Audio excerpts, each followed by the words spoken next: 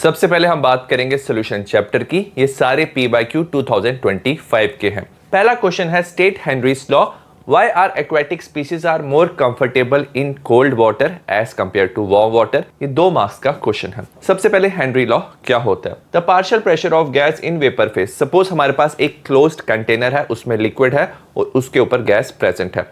अब गैस का जो प्रेशर होगा ना, वो डायरेक्टली प्रोपोर्शनल होगा कि गैस कितनी डिसॉल्व होती है वाटर में। अगर ऊपर जो गैस है उसका प्रेशर ज्यादा है तो वो ज्यादा सोल्यूशन में डिसॉल्व होती है। तो हेनरी लॉ क्या बताता है? Partial pressure of gas in vapour phase above the liquid, जो पार्शियल प्रेशर है गैस का, is proportional to mole fraction of gas in solution.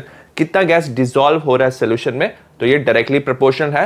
तो P is directly proportional to the chi which is mole fraction. इसको हम equate करते हैं, P is equal to KH chi. KH होता है Henry law constant और ये depend करता है नेचर ऑफ गैस पे। इसके साथ क्वेश्चन है why are aquatic species more comfortable in cold water as compare to warm water. अगर आप टेम्परेचर इंक्रीज करते हो ना, तो याद रखना जो सॉल्युबिलिटी है ऑक्सीजन का वो डिक्रीज होता है। Increase in temperature decrease the solubility of oxygen in water. और जो एक्वेटिक स्पीशीज है उनको सर्वाइवल के लिए ना ऑक्सीजन की रिक्वायरमेंट होती है। As a result amount of dissolved oxygen decrease. जो डिसॉल्व्ड ऑक्सीजन है वो डिक्रीज होता है। Hence aquatic species are more comfortable in cold water, क्योंकि कोल्ड वाटर में जो डिसॉल्व्ड ऑक्सीजन है वो ज्यादा होगा as compare to warm water. Second question है state Raoult's law for a solution containing volatile liquid. Why is the vapour pressure of an aqueous solution of glucose lower then that of water. ये 2 marks का question है। Answer है it states that, जो routes law है ये हमें बताता है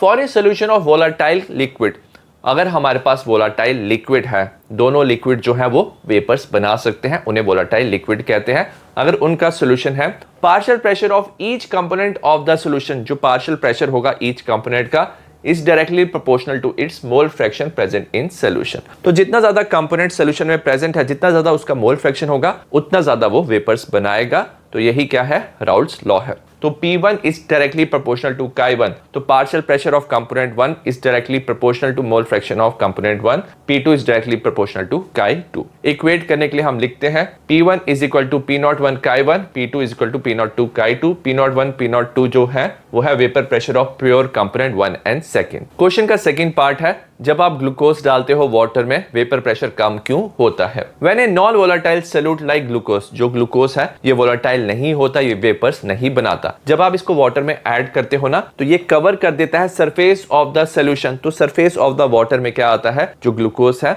उसके मॉलिक्यूल्स आ जाते हैं, which prevent the molecules of water escaping from the surface in form of vapour. तो जो वाटर के मॉलिक्यूल है वो वेपर्स बनाना चाहते हैं, वो इवेपोरेशन करना चाहते हैं, बट सरफेस पे अगर ग्लूकोज के मॉलिक्यूल है तो वो कम वेपर्स बनाते हैं। एज ए रिजल्ट क्या होता है? वेपर प्रेशर जो है वो कम हो जाता है। थर्ड क्वेश्चन है हेनरी लॉ कांस्टेंट दिया हमें CO2 का इन वाटर 1.67 10⁸ PA मतलब पास्कल एट 298 केल्विन। हमें कैलकुलेट करना है number of moles of CO2 in 500 ml of soda water when packed under pressure दिया हुआ है 2.53 10⁵ पास्कल एट सेम टेम्परेचर। तो जो गिवन है न्यूमेरिकल्स में पहले वो हम लिखते हैं। KH हमें दिया हुआ है, ये हमने लिख लिया। पार्शियल प्रेशर ऑफ CO2 दिया हुआ है, लिख लिया। वॉल्यूम ऑफ द जो सोल्यूशन है ये दिया हुआ है 500 ml। हमें पता है पार्शियल प्रेशर किसके इक्वल होता है? CO2 का KH into mole fraction of CO2। सबसे पहले हम मोल फ्रैक्शन निकालेंगे। हमारे पास क्या है? पार्शियल प्रेशर हमें दिया हुआ है 2.53 10⁵ डिवाइडेड बाय क्या हो जाएगा? KH हो जाएगा। KH का भी हमें वैल्यू दिया 1.67 10⁸ तो इससे हम मोल फ्रैक्शन ऑफ CO2 निकाल सकते हैं। ये आएगा 1.515 10⁻³ हमें मोल फ्रैक्शन ऑफ CO2 मिल गया। हमें पता है मोल फ्रैक्शन ऑफ CO2 किसके इक्वल होता है? Number of moles of CO2 divided by total moles of solution. Solution किसके बना है? Number of moles of water plus number of moles of CO2। अगर हम देखें ना, number of moles of water काफी ज्यादा होते हैं as compare to number of moles of CO2। तो एडिशन में ना हम ये number of moles of CO2 को इग्नोर कर सकते हैं क्योंकि ये नेग्लिजिबल है as compare to number of moles of H2O। ठीक है, तो number moles of CO2 divided by number of moles of H2O is equal to mole fraction. अभी हमने मोल फ्रैक्शन कैलकुलेट किया था, वो आ जाता है 1.515 10⁻³ हमें वॉल्यूम ऑफ वाटर दिया हुआ था 500 ml और जो 500 ml है ना, उसको हम अप्रोक्सीमेटली 500 ग्राम भी ले सकते हैं इन केस ऑफ वाटर। अब हमें मोल्स ऑफ वाटर निकालना है। मोल्स ऑफ वाटर किसके इक्वल होगा, mass by molar mass, water का मोलर मास होता है 18, तो 500 डिवाइड बाय 18 हमें number of moles of water मिल जाएंगे 27.78 मोल्स। ये मिल गया हमें नंबर ऑफ मोल्स। तो हमें number of moles of CO2 निकालना था, नंबर ऑफ मोल्स ऑफ हमें वाटर मिल गया, तो इसे मल्टीप्लाई करेंगे, आप इसे मल्टीप्लाई करोगे तो number of moles of CO2 आपको मिल जाएंगे which is 0.042 moles. Question number 4 है डिफाइन एज़ोट्रॉप। एज़ोट्रॉप क्या होते हैं, what type of azeotrope is formed by negative deviation from Raoult's law, given example. 2 marks का क्वेश्चन है। सबसे पहले एज़ोट्रॉप क्या होता है, ये बाइनरी मिक्सचर होता है, 2 कंपोनेंट को मिला के बनता है, that have same composition in liquid and vapour phase and boil at a constant temperature. तो 2 कंपोनेंट को मिला के एक ना हमारा मिक्सचर होता है। अगर आप उसको बॉयल करोगे ना, जो लिक्विड फेज में ना जो उनका प्रोपोर्शन है, वेपर में भी उनका जो परसेंटेज है वो सेम रहता है, उनका सेम कंपोजिशन रहता है लिक्विड एंड वेपर फेज में, और वो जो दोनों कंपोनेंट है एक साथ बॉयल करते हैं तो इनका ना कांस्टेंट बॉइलिंग पॉइंट होता है, तो इसे एज़ोट्रॉप कहते हैं। अगर हम बात करें what type of azeotrope is formed by negative deviation from Raoult's law, negative deviation में याद रखना वेपर प्रेशर क्या हो जाता है,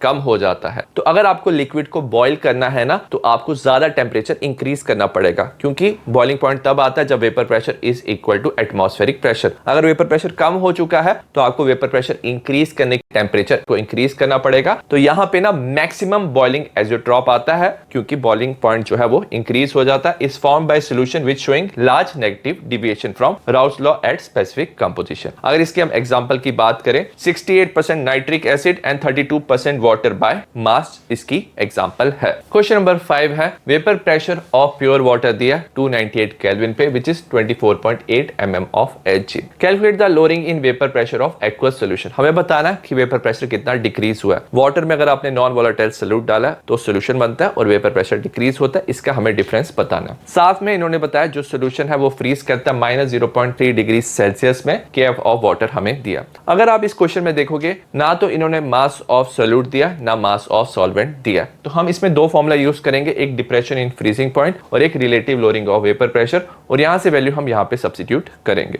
हमें अगर आप देखोगे डेल्टा TF पहले निकालना है। डेल्टा TF किसके इक्वल होता है कि जो टेम्परेचर है वो कितना डिक्रीज हुआ है। फ्रीजिंग पॉइंट ऑफ वाटर 0 है, अभी टेम्परेचर है -0.3 डिग्री सेल्सियस, तो 0 माइनस -0.3 ये 0.3 हो जाएगा। डिप्रेशन ऑफ फ्रीजिंग पॉइंट में डेल्टा TF की वैल्यू सब्स्टिट्यूट करें, KF का करेंगे। W2 क्या होता है, मास ऑफ सॉल्यूट होता है। M2 क्या होता है, मोलर मास ऑफ सॉल्यूट होता है। W1 मास ऑफ सॉल्वेंट, ये वैल्यू हमें नहीं दिया, इनटू 1000, तो इन वैल्यू को एक तरफ लिख लेंगे, बाकी वैल्यूज को एक तरफ, तो ये हो जाएगा 0.3 डिवाइडेड बाय 1.86 इंटू 1000। तो इस वैल्यू को हम इस फॉर्मूला में सब्स्टिट्यूट करेंगे। नेक्स्ट फॉर्मूला है relative lowering of vapour pressure. It is equal to P0 minus P divide by P is equal to Chi2। ये होता है mole fraction of the solute और ये होता है relative lowering of vapour pressure. But question में हमें सिर्फ बताना है lowering in vapour pressure, vapour pressure कितना डिक्रीज हुआ है। P0 है vapour pressure of water minus vapour pressure of solution which is P, तो P0 माइनस P हमें बताना है। इसे हम डेल्टा P भी लिखते हैं divide by P0 Chi2। Delta P by P0 is equal to Chi2 क्या होता है, mole fraction of solute is equal to number of moles of solute divide by number of moles of solvent plus number of moles of solute. अगर हम देखें ये normally dilute solution होता है, number of moles of solvent ज्यादा होता है as compare to number of moles of solute से। तो हम क्या कर सकते हैं, जब हम ऐड कर रहे हैं तो हम N2 को इग्नोर कर सकते हैं। तो delta P divide by P0 is equal to number of moles of जो सॉल्यूट है is equal to weight by molar mass. Number of moles of solvent किसके इक्वल होता है, वेट बाय मोलर मास। अगर आप देखोगे यहाँ पे हमने already W2 bye M2 into W1 calculate किया, तो ये वैल्यू हम सब्स्टिट्यूट कर सकते हैं। वेयरएज M1 क्या है, molar mass of the solvent, और हमें पता है वाटर का मोलर मास 18 होता है, तो आपने ये लिख लिया। ये वैल्यू को आप यहाँ ले जाओगे, मल्टीप्लाई करोगे तो डेल्टा P मतलब लोअरिंग इन वेपर प्रेशर आपको मिल जाएगा which is 0.072 mm of Hg। Question number 6 है गिव रीजन। ये 2 मार्क्स का क्वेश्चन है। इसका A पार्ट है cooking is faster in pressure cooker than in an open pan. तो इसका आंसर है जो कुकिंग है वो प्रेशर कुकर में इसलिए फास्टर होता है because pressure inside the cooker raises the boiling point of water. Cooker के अंदर ना प्रेशर ना हाई होता है, हाई प्रेशर होने की वजह से ना जो बॉइलिंग पॉइंट है वाटर का वो भी इंक्रीज हो जाता है, और जो फूड है ना वो कुक होता है at higher temperature. High boiling point होने की वजह से हाई टेम्परेचर पे जो फूड है वो कुक होता है और फास्टर कुक होता है। बी पार्ट है on mixing liquid X and Y, हमारे पास दो लिक्विड है एक्स एंड वाई, हमने मिक्स किया, वॉल्यूम ऑफ रिजल्टिंग सोल्यूशन जो है वो डिक्रीज हो रहा है। हमें बताना है what type of deviation from Raoult's law ये शो कर रहा है और चेंज ऑफ टेम्परेचर क्या हो रहा है। अगर वॉल्यूम डिक्रीज होता है सॉल्यूशन को मिक्स करके तो जो डेल्टा वी है वो लेस देन 0 है, और ये तब होता है जब नेगेटिव डिविएशन होता है फ्रॉम राउल्ट्स लॉ से, मतलब जो ओवरऑल प्रेशर है वो डिक्रीज हो रहा है। साथ में याद रखना जो इसमें डेल्टा एच है that is also less than 0। Delta H less than 0 का मतलब क्या है, ये जो प्रोसेस है ये एक्सोथर्मिक होती है, तो इसमें हीट रिलीज होती है और हीट रिलीज होने की वजह से ओवरऑल जो टेम्परेचर है वो भी इंक्रीज होता है। क्वेश्चन नंबर 7 है ए सोल्यूशन ऑफ ग्लूकोज जिसका मोलर मास है 180 ग्राम पर मोल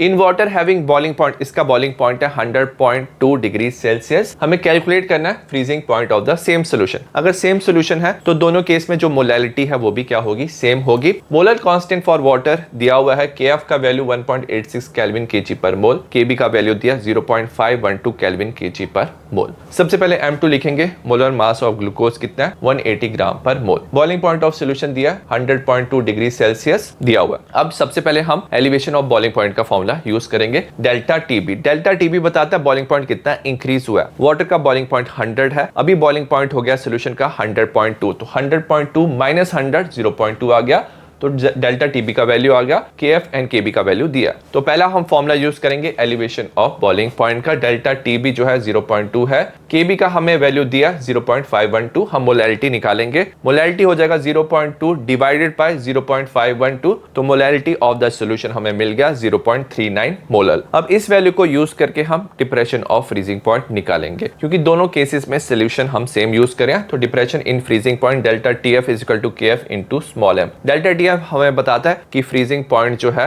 वो कितना डिक्रीज हो गया है सॉल्यूशन का। केएफ का वैल्यू हमें दिया हुआ है 1.86, मोलैलिटी हमने यहां से फाइंड किया 0.39, तो हमें मिल गया 0.725, तो ये है डिप्रेशन ऑफ फ्रीजिंग पॉइंट। अगर 0 डिग्री सेल्सियस है वाटर का टेम्परेचर, तो ये जो टेम्परेचर है इतना वो डिक्रीज हुआ है, तो हम फ्रीजिंग पॉइंट ऑफ सॉल्यूशन निकाल सकते हैं। 0 है वाटर का, इतना टेम्परेचर क्या हुआ है, डिक्रीज हुआ है, तो हम माइनस 0.725 लिखेंगे, तो फ्रीजिंग पॉइंट ऑफ जो सॉल्यूशन है वो हो चुका है minus 0.725 degree Celsius. Question number 8 है डिफाइन ऑस्मोटिक प्रेशर, ये ना 2 मार्क्स का क्वेश्चन है। The flow of solvent from its side to solution side across semi permeable membrane. Normally जो फ्लो है सॉल्वेंट का सॉल्यूशन की तरफ होता है थ्रू सेमी परमिएबल मेम्ब्रेन, इसे हम ऑस्मोसिस कहते हैं। अगर आप चाहते हो इस फ्लो को स्टॉप करना, तो हम क्या करते हैं, एक्स्ट्रा प्रेशर अप्लाई करते हैं सॉल्यूशन साइड पे, ताकि जो ये फ्लो है वो स्टॉप हो जाए। This pressure that just stop the flow of solvent, ये जो हमने प्रेशर अप्लाई किया जो जस्ट स्टॉप करेगा flow of solvent towards the solution side,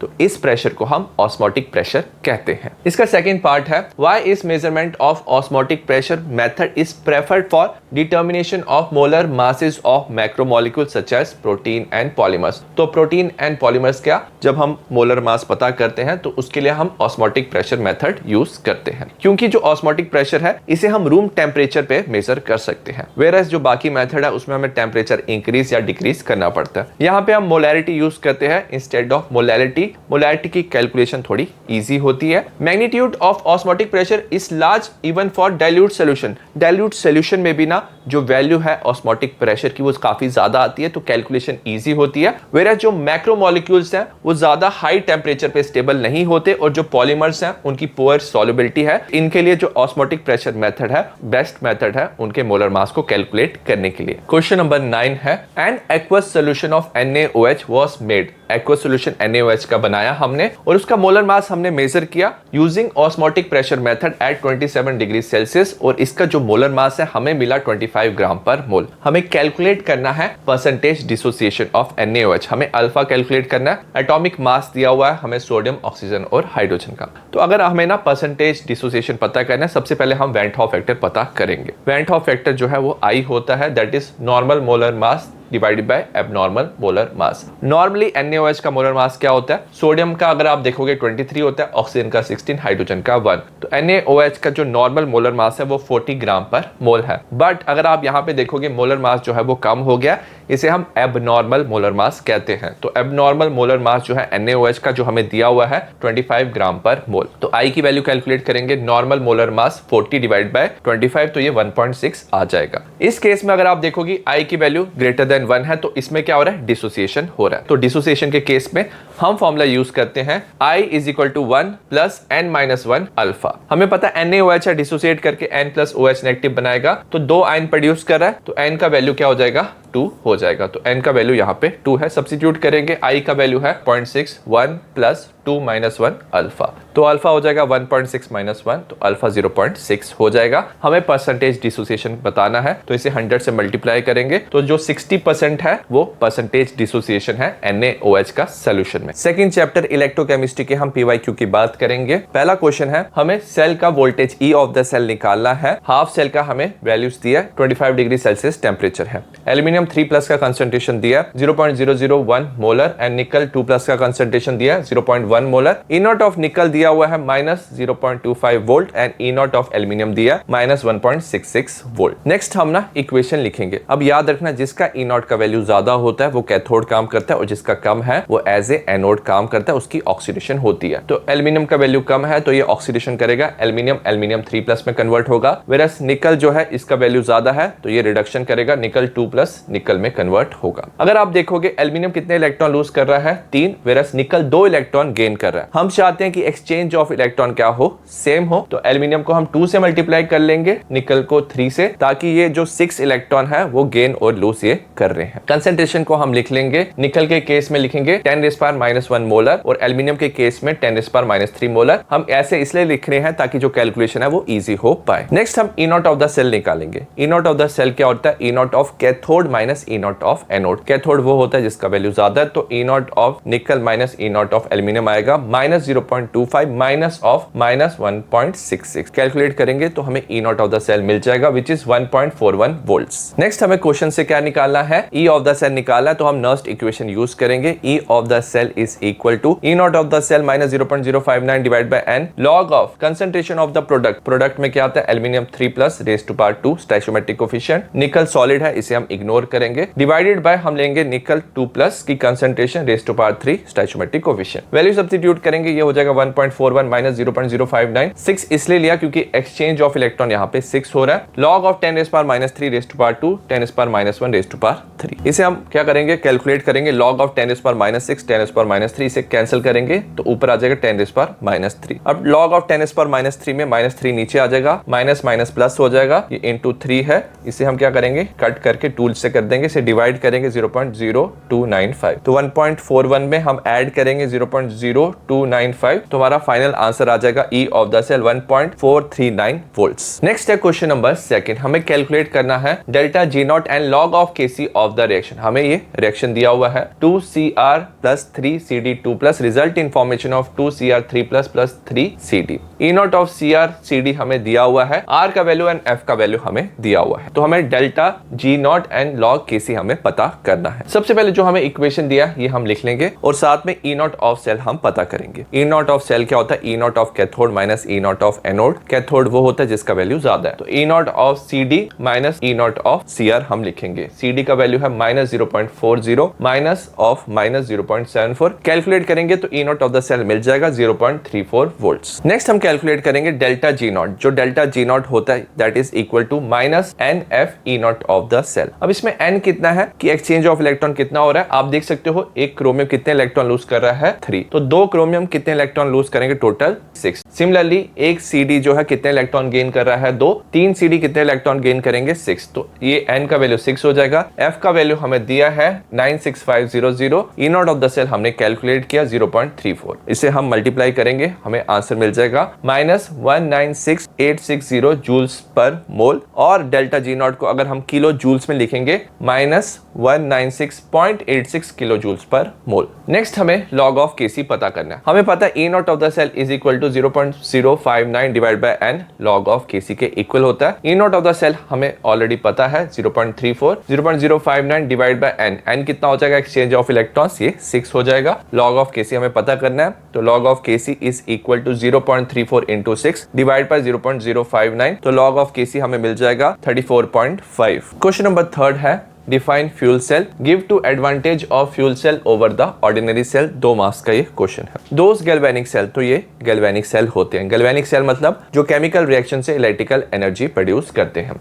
Which give direct electrical energy by combustion of fuel। तो combustion of fuel से, fuel में हम क्या ले सकते हैं, हाइड्रोजन, मीथेन, मिथनॉल। इसके combustion से अगर हम डायरेक्ट इलेक्ट्रिकल एनर्जी ले सके तो इन सेल्स को हम फ्यूल सेल कहते हैं। अब इनका काफी एडवांटेज होता है। पहला है ये पॉल्यूशन फ्री होते हैं। सेकंड है they produce electricity with an efficiency of 70% as compare to thermal plant efficiency of about 40%। जो थर्मल प्लांट है जहां पे हम कोल यूज करके इलेक्ट्रिसिटी प्रोड्यूस करते हैं उसकी एफिशिएंसी सिर्फ 40% होता है, वेयरएज फ्यूल सेल का जो एफिशिएंसी है वो 70% होता है। नेक्स्ट हम बात करें क्वेश्चन नंबर 4 की। इसके 3 पार्ट है और ये 5 मार्क्स का क्वेश्चन है। फर्स्ट पार्ट है resistance of conductivity cell containing concentration दिया 0.001 मोलर KCl सोल्यूशन हमें दिया। टेम्परेचर 298 केल्विन है और जो रेजिस्टेंस है वो 1000 ओम्स है। हमें सेल कांस्टेंट बताना है। If conductivity of 0.001 molar KCl solution at 298 kelvin इस कंडक्टिविटी दिया है 0.125 10⁻³ सीमेन पर सेंटीमीटर। तो जो वैल्यू दिया वो लिख लेंगे। रेजिस्टेंस दिया 1000 ओम्स, कंसंट्रेशन दिया है हमें 0.001 मोलर और कंडक्टिविटी का वैल्यू दिया 0.125 10⁻³ सीमेन पर सेंटीमीटर। अब ये जो सेल कांस्टेंट होता है इसे हम L/A भी कहते हैं। That is equal to conductivity into resistance. Conductivity into ये रेजिस्टेंस होता है। कंडक्टिविटी कितना दिया 0.125 10⁻³ इंटू 1000, तो हमें सेल कांस्टेंट का वैल्यू मिल जाएगा 0.125 पर सेंटीमीटर। फोर्थ क्वेश्चन का सेकंड पार्ट है कैलकुलेट करना है E of Mg2+2 Mg potential for the following half cell. हमें हाफ सेल दिया उसका हमें E बताना है। तो हमें कंसंट्रेशन दिया Mg2+ का 10⁻⁴ मोलर। E नॉट का वैल्यू दिया हुआ है हमें 2.36 वोल्ट, log ऑफ 10 हमें 1 दिया। सबसे पहले कंसंट्रेशन लिख लेंगे, हमें कितना दिया 10⁻⁴ मोलर। E नॉट दिया हुआ है 2.36। हाफ रिएक्शन लिखेंगे Mg2+ 2 इलेक्ट्रॉन गेन करके Mg बनाता है। नेक्स्ट इक्वेशन लिखेंगे E of Mg is equal to E naught of Mg minus 0.059 divide by n। log of product क्या है, अगर आप देखोगे ये सॉलिड है, सॉलिड को इग्नोर करेंगे, डिवाइडेड बाय रिएक्टेंट में आयन है तो कंसंट्रेशन ऑफ Mg2+। तो E of Mg2+ to Mg is equal to value दिया 2.36 माइनस 0.059, 2 इलेक्ट्रॉन गेन करा तो ये 2 होगा, log ऑफ 1 डिवाइड बाय 10⁻⁴। इसको हम ऐसे लिखेंगे 2.36 minus 0.059 divide bye 2 log of 10⁻⁴ plus 4 हो जाएगा, ये ऊपर जाएगा, ये ऐसे नीचे आएगा तो बन जाएगा इंटू 4। ठीक है, 4 हो जाएगा ये, तो इसे हम कैंसिल कर देंगे, 2 से मल्टीप्लाई करेंगे, इसे 2 से मल्टीप्लाई करेंगे, ये हो जाएगा 0.11836 माइनस 0.118 से E हमें मिल गया of Mg2+ to Mg which is 2.42 volts. Question number 3 है what is the effect of temperature on the electrical conductance of metallic conductor. अगर हमारे पास मेटेलिक कंडक्टर है और हम टेम्परेचर इंक्रीज करते हैं तो ये रिड्यूस कर देता है इलेक्ट्रिकल कंडक्टेंस को। ऐसा इसलिए होता है, हाई टेम्परेचर में क्या होता है, it leads to increase vibration of metal lattice. जो मेटल का लैटिस है उसका जो स्ट्रक्चर है, उसके जो आयंस है उनमें वाइब्रेशन शुरू हो जाता है, resulting in more collision between conduction electrons and the vibrating ions. तो आयंस और इलेक्ट्रॉन्स के बीच में कोलिजन हो जाता है। एज ए रिजल्ट जो फ्लो ऑफ इलेक्ट्रॉन है वो कम हो जाता है और जो इलेक्ट्रिकल कंडक्टेंस है टेम्परेचर इंक्रीज करने से वो कम हो जाता है। नेक्स्ट क्वेश्चन से पहले मैं एक बात बताना चाहता हूँ, जितने भी मैं ये क्वेश्चन प्रैक्टिस करा रहा हूँ ये मेरी लेटेस्ट बुक से है, क्वेश्चन बैंक। तो अगर आप और भी ज्यादा क्वेश्चन प्रैक्टिस करना चाहते हो लेटेस्ट पैटर्न के हिसाब से, MCQ, असर्शन, रीजन, ढेर सारे क्वेश्चन लास्ट 15 ईयर्स के इसमें PYQ मिल जाएंगे आपको, NCERT एग्जाम्पलर के क्वेश्चन मिलेंगे, दीक्षा के क्वेश्चन मिलेंगे। तो अगर आप अपनी प्रिपरेशन को और भी बेटर करना चाहते हो तो आप ये क्वेश्चन बैंक खरीद सकते हो, इसका लिंक आपको डिस्क्रिप्शन में मिल जाएगा।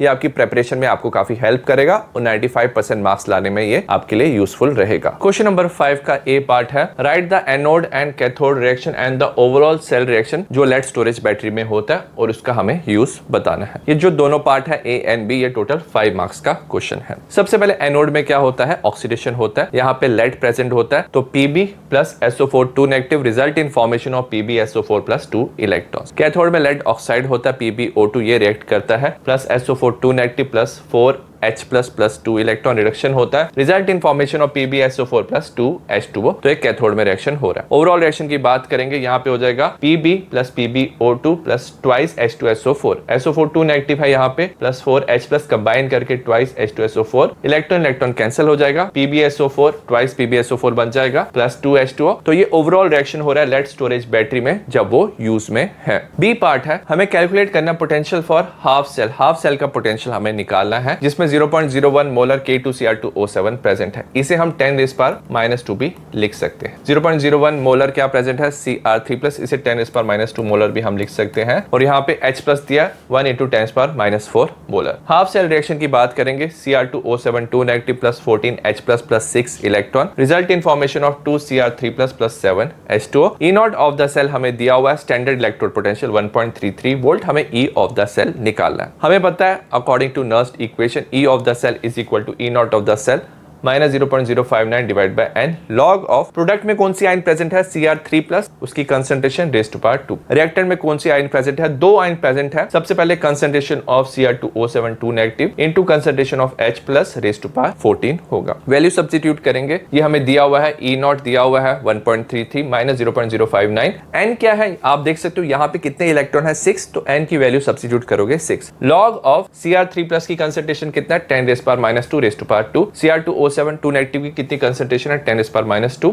वेयर एज H+ का कंसंट्रेशन है 10⁻⁴ इंटू 14। इसे हम कैलकुलेट करेंगे, ये हो जाएगा 1.33 -0.059 डिवाइड बाय 6। लॉग ऑफ इसे लिखेंगे 10⁻⁴, इस ये ऊपर आ जाएगा 10⁻² हो जाएगा, ये बन जाएगा मल्टीप्लाई करेंगे 56 हो जाएगा, ऊपर आएगा 10⁻56 हो जाएगा। 1.33 0.059 डिवाइड बाय 6 लॉग ऑफ 10⁻54, ये जो 54 है नीचे आ जाएगा। इसे हम क्या कर सकते हैं, ये जब कट करेंगे 9 बन जाएगा, 6 9 54 होता है, इसे मल्टीप्लाई करेंगे ये आ जाएगा 0.531, तो 1.33 माइनस 0.531 हमारा E ऑफ द सेल आ जाएगा 0.79 वोल्ट्स। क्वेश्चन नंबर 6 है, give reason for the following. ये 3 मार्क्स का क्वेश्चन है। इसका ए पार्ट है the pH of aqueous NaCl increase when it is electrolyse. अगर हमारे पास एक्वस NaCl है, इसकी इलेक्ट्रोलिसिस करते हैं तो pH इंक्रीज होता है। अगर हम ओवरऑल रिएक्शन की बात करें, NaCl aqueous in presence of water हम इलेक्ट्रोलिसिस करते हैं तो हमें मिलता है Na+OH नेगेटिव NaOH मिलता है, साथ में half of H2 plus half of Cl2। अब जो हाइड्रोजन है वो तो गैस बन के रिलीज हो गया, अब OH नेगेटिव की कंसंट्रेशन क्या हो रही है, इंक्रीज हो रही है। तो OH नेगेटिव की कंसंट्रेशन इंक्रीज होने से जो pH की वैल्यू है वो भी क्या होती है, इंक्रीज होती है। बी पार्ट है, unlike dry cell mercury cell has a constant cell potential throughout its life. अगर ड्राई सेल की बात करें over a period of time उसका जो पोटेंशियल है वो डिक्रीज होता है, बट मर्क्यूरी सेल का जो पोटेंशियल है वो कांस्टेंट रहता है। अगर हम नेट रिएक्शन देखें तो हम लिख सकते हैं मर्क्यूरी सेल में ZnHg HgO result in formation of ZnO plus Hg liquid. अगर आप ओवरऑल रिएक्शन देखोगे ना, इसमें कोई आयन इन्वॉल्व नहीं है, सॉलिड और लिक्विड इन्वॉल्व है, कोई आयन इसमें प्रेजेंट नहीं है। The cell potential remain constant as the overall reaction does not involve any ion in solution। हमने नर्स्ट इक्वेशन में देखा था जो पोटेंशियल है ना वो आयन की कंसंट्रेशन से चेंज हो सकता है, बट यहाँ पे ओवरऑल रिएक्शन में कोई आयन इन्वॉल्व नहीं है जिसकी कंसंट्रेशन चेंज हो पाए, सो दैट्स व्हाई इसका जो पोटेंशियल है वो कांस्टेंट रहता है थ्रू आउट इट्स लाइफ। सी है, conductivity of solution decreases with dilution. Dilution से कंडक्टिविटी डिक्रीज होता है, ऐसा इसलिए होता है the number of ions per unit volume decreases on dilution. तो डाइल्यूशन से नंबर ऑफ आयन जो पर यूनिट वॉल्यूम है वो डिक्रीज होता है, और हमें पता है जो आयंस है वही करंट कैरी करती है, और अगर number of ions per unit volume decrease हो रहा है सो एज ए रिजल्ट क्या होता है, कंडक्टिविटी भी डिक्रीज होता है सॉल्यूशन का। क्वेश्चन नंबर 7 है, state Faraday's first law of electrolysis. Overall ये 2 मार्क्स का क्वेश्चन है। फर्स्ट लॉ ऑफ इलेक्ट्रोलिसिस हमें बताता है the amount of chemical reaction that occur at any electrode during electrolysis by a current is proportional to the quantity of electricity pass through the electrolyte. तो जितना ज्यादा आप quantity of electricity पास करोगे electrolyte से, उतना ज्यादा केमिकल रिएक्शन होगा, उतना ज्यादा जो सब्सटेंस है वो डिपॉजिट होगा या वो लिबरेट हो सकता है। तो ये फर्स्ट लॉ ऑफ इलेक्ट्रोलिसिस है। तो W is directly proportional to Q। W है mass of substance deposited, Q क्या है, quantity of electricity. W is equal to Z, इसको इक्वेट कर सकते हैं। I करंट इन एम्पियर है, टाइम इन सेकंड्स है, Z है इलेक्ट्रोकेमिकल इक्विवेलेंट। तो ये है Faraday's first law of electrolysis. साथ में हमें क्वेश्चन दिया है how much electricity in terms of Faraday is required to reduce 1 mole of MnO4 negative to Mn2+ ion। हमें क्या दिया, MnO4 नेगेटिव हमें Mn2+ में कन्वर्ट करना है, 1 मोल दिया हुआ है, तो कितना चार्ज चाहिए हमें फैराडे में। सबसे पहले ऑक्सीडेशन नंबर निकालेंगे हम Mn का, तो X ऑक्सीजन का क्या होता है, ऑक्सीडेशन नंबर -2 × 4, ओवरऑल है चार्ज -1, तो X +7, तो ये +7 से +2 में जा रहा है, तो कितने इलेक्ट्रॉन गेन करेगा, 5 इलेक्ट्रॉन। आप डिफरेंस देख सकते हो, तो 5 इलेक्ट्रॉन ये गेन करेगा। अब याद रखना जब 1 मोल ऑफ इलेक्ट्रॉन्स होते हैं तो उसका जो चार्ज है 1 मोल ऑफ इलेक्ट्रॉन का वो कितना होता है 1 फैराडे होता है। तो अगर हमें 1 mole of MnO4 negative deposit करना है तो हमें 5 मोल्स ऑफ इलेक्ट्रॉन की रिक्वायरमेंट होगी और 5 मोल ऑफ इलेक्ट्रॉन का चार्ज होता है 5 फैराडे। तो when 1 mole of MnO4 changes to Mn2+ तो 5 Faraday of charge is required. तो ये इसका आंसर है। क्वेश्चन नंबर 8 है अकाउंट फॉर द फॉलोइंग। पहला है on basis of E0 value oxygen gas should be liberated at anode but actual में chlorine gas liberate होती है on electrolysis of aqueous NaCl। The reaction at anode with lower value of E0 is preferred. तो normally ना anode पे जिसका E0 का value कम होता है वो रिएक्शन प्रेफर्ड होता है। तो ऑक्सीजन गैस ना लिबरेट होना चाहिए था, बट जब वाटर ऑक्सीजन में कन्वर्ट होता है ना तो इसमें ना ओवर पोटेंशियल होता है ऑक्सीजन का। मतलब क्या होता है, ये जो रिएक्शन है काइनेटिकली काफी स्लो होता है लोअर वोल्टेज में, काफी स्लो रिएक्शन होता है लोअर वोल्टेज में। ओवरऑल इस रिएक्शन को फास्ट करने के लिए हमें ज्यादा पोटेंशियल देना पड़ता है, एक्स्ट्रा पोटेंशियल देना पड़ता है, इसे हम ओवर पोटेंशियल कहते हैं। सो that's why instead of oxygen जो क्लोरीन गैस है वो क्या होता है रिलीज होता है, क्योंकि ऑक्सीजन बनाने के लिए ना ओवर पोटेंशियल की रिक्वायरमेंट होती है। सेकंड पार्ट है conductivity of CH3COOH acetic acid decrease on dilution. हमें पता है जब आप डाइल्यूशन करते हो तो नंबर ऑफ आयंस पर सेंटीमीटर क्यूब और number of ions per unit volume क्या होता है डिक्रीज होता है, और आयंस ही क्या करती है करंट कैरी करती है। अगर नंबर ऑफ आयंस डिक्रीज हो रही है तो एज ए रिजल्ट क्या होता है जो करंट कैरिंग कैपेसिटी है वो भी कम हो रही है और कंडक्टिविटी भी सोल्यूशन का कम हो जाता है। क्वेश्चन नंबर 9 है state the following Kohlrausch law of independent migration of ion. Overall ये जो क्वेश्चन है 2 मार्क्स का है। जो कॉलरेश लॉ है ये हमें बताता है जो लिमिटिंग मोलर कंडक्टिविटी है इलेक्ट्रोलाइट का, मतलब जो मोलर कंडक्टिविटी है at infinite dilution, it can be represented as the sum of individual contribution of anion and cation of electrolyte. Example से देखते हैं, जैसे हमारे पास है NaCl, तो limiting molar conductivity of NaCl किसके इक्वल हो जाएगा, limiting molar conductivity of Na plus limiting molar conductivity of Cl negative. तो जो मोलर कंडक्टिविटी है limiting molar conductivity of electrolyte ये सम हो जाएगा individual contribution of anion and cation of the electrolyte. B part है E0 value of X and Y are given below. X और Y का E0 value दिया हुआ है, हमें प्रेडिक्ट करना which is better for coating the surface of iron. तो iron की सरफेस पे कोट करने के लिए कौन सा मेटल बेटर है जो आयरन को प्रोटेक्ट करेगा कोरोजन से, हमें रीजन भी बताना है। अब आयरन को प्रोटेक्ट करने के लिए हम वो मेटल यूज करेंगे जिसका लोअर पोटेंशियल होता है। तो अगर आप दोनों में से देखोगे आयरन का -0.44 तो इससे लोअर पोटेंशियल है X का। तो metal of lower electro potential value when connected with the iron protect it from oxidation and prevent corrosion. ऐसा इसलिए होता है कि अगर हम X से कनेक्ट करेंगे ना इंस्टेड ऑफ आयरन ना, क्योंकि X का E0 का वैल्यू कम है, X क्या हो जाएगा ऑक्सीडाइज हो जाएगा और आयरन को ऑक्सीडेशन और कोरोजन से प्रिवेंट करेगा। So hence the coating of metal X having lower electro potential will be better than the Y which has higher electro potential. तो हम X मेटल को यूज करेंगे जिसका इलेक्ट्रो पोटेंशियल आयरन से कम है। केमिकल काइनेटिक्स का पहला क्वेश्चन है द रिएक्शन बिटवीन H2 और I2 के बीच में रिएक्शन हो रहा है और हम ये रिएक्शन कर रहे हैं सील्ड आइसोथर्मल कंटेनर में। रेट लॉ एक्सप्रेशन दिया, rate is equal to K concentration of H2 concentration of I2। अगर हमने 1 मोल ऑफ हाइड्रोजन ऐड किया है रिएक्शन चैम्बर में, टेम्परेचर को कांस्टेंट रखा है, हमें प्रेडिक्ट करना है, हमें बताना है कि change of rate of reaction क्या है और रेट कांस्टेंट में क्या चेंज आ रहा है। तो आप इक्वेशन देख सकते हो, rate is equal to K concentration of H2 concentration of I2 है। हम ना 1 मोल ऑफ H2 ऐड कर रहे हैं तो हम कंसंट्रेशन ऑफ H2 इंक्रीज कर रहे हैं। तो अगर आप कंसंट्रेशन ऑफ H2 इंक्रीज कर रहे हो तो रेट ऑफ द रिएक्शन भी इंक्रीज हो जाएगा। तो rate is directly proportional to the concentration of H2, it increases with increase in concentration of H2। Next है रेट कांस्टेंट। अब ये जो रेट कांस्टेंट है ये टेम्परेचर पे डिपेंड करता है, अगर आप टेम्परेचर चेंज करते हो तभी रेट कांस्टेंट चेंज होता है, बट यहाँ पे हमें क्या दिया, जो टेम्परेचर है वो कांस्टेंट रखा था तो रेट कांस्टेंट रहेगा। The rate constant depend only on the temperature and temperature is constant, hence it will remain constant. Question number 2 भी ना 2 मार्क्स का क्वेश्चन है, 2025 बोर्ड में आया था। Observe the graph in the given figure and answer the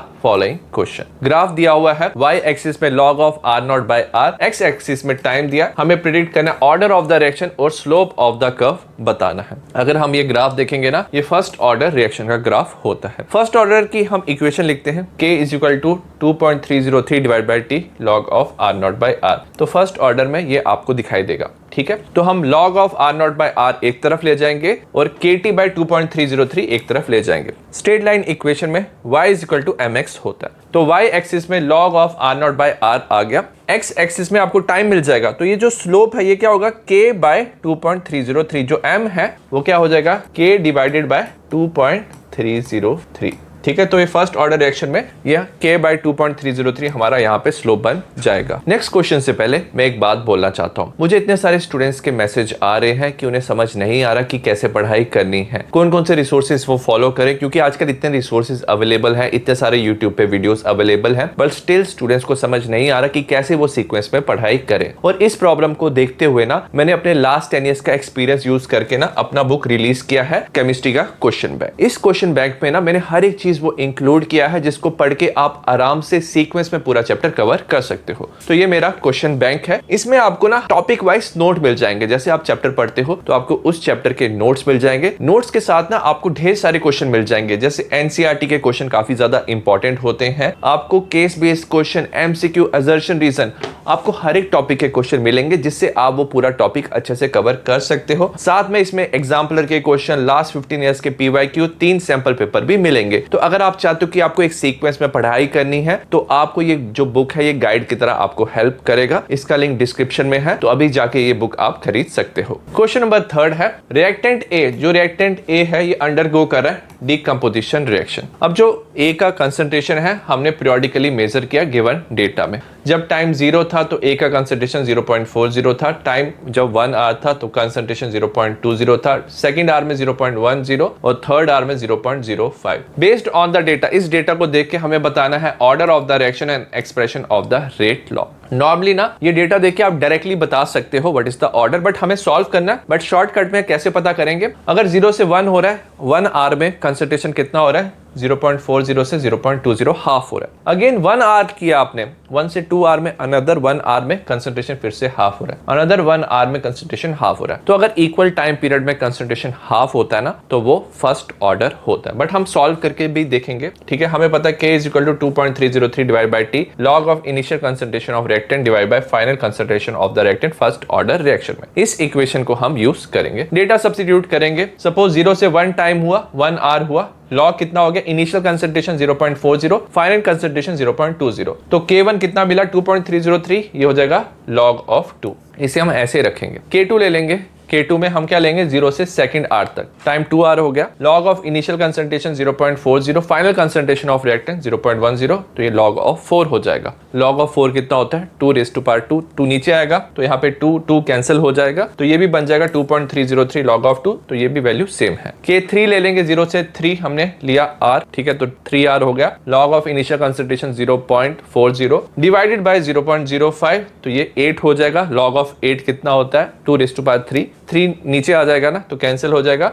तो आप देख सकते हो हमने फर्स्ट ऑर्डर का इक्वेशन लिया, ये डेटा सब्स्टिट्यूट किया और तीनों में जो K का वैल्यू है वो सेम है। अगर K का वैल्यू कांस्टेंट आ रहा है तो ये क्या है, फर्स्ट ऑर्डर की इक्वेशन है। और फर्स्ट ऑर्डर का हम क्या लिख सकते हैं, रेट लॉ लिख सकते हैं। Rate will become equal to K, A⁻⁴ यहाँ पे 1 हो जाएगा because it is first order reaction. Question number 4 है A प्लस B ना प्रोडक्ट बना रहा है, हमें गिवन कंसंट्रेशन दिया A एंड B का मोल पर लीटर है यूनिट और इनिशियल रेट दिया मोल पर लीटर पर मिनट। हमें कैलकुलेट करना है order with respect to A and B और हमें rate constant of the reaction बताना है। तो एक्सपेरिमेंटल डेटा दिया हुआ है, सबसे पहले हम लिखेंगे rate is equal to K A⁻x B⁻y।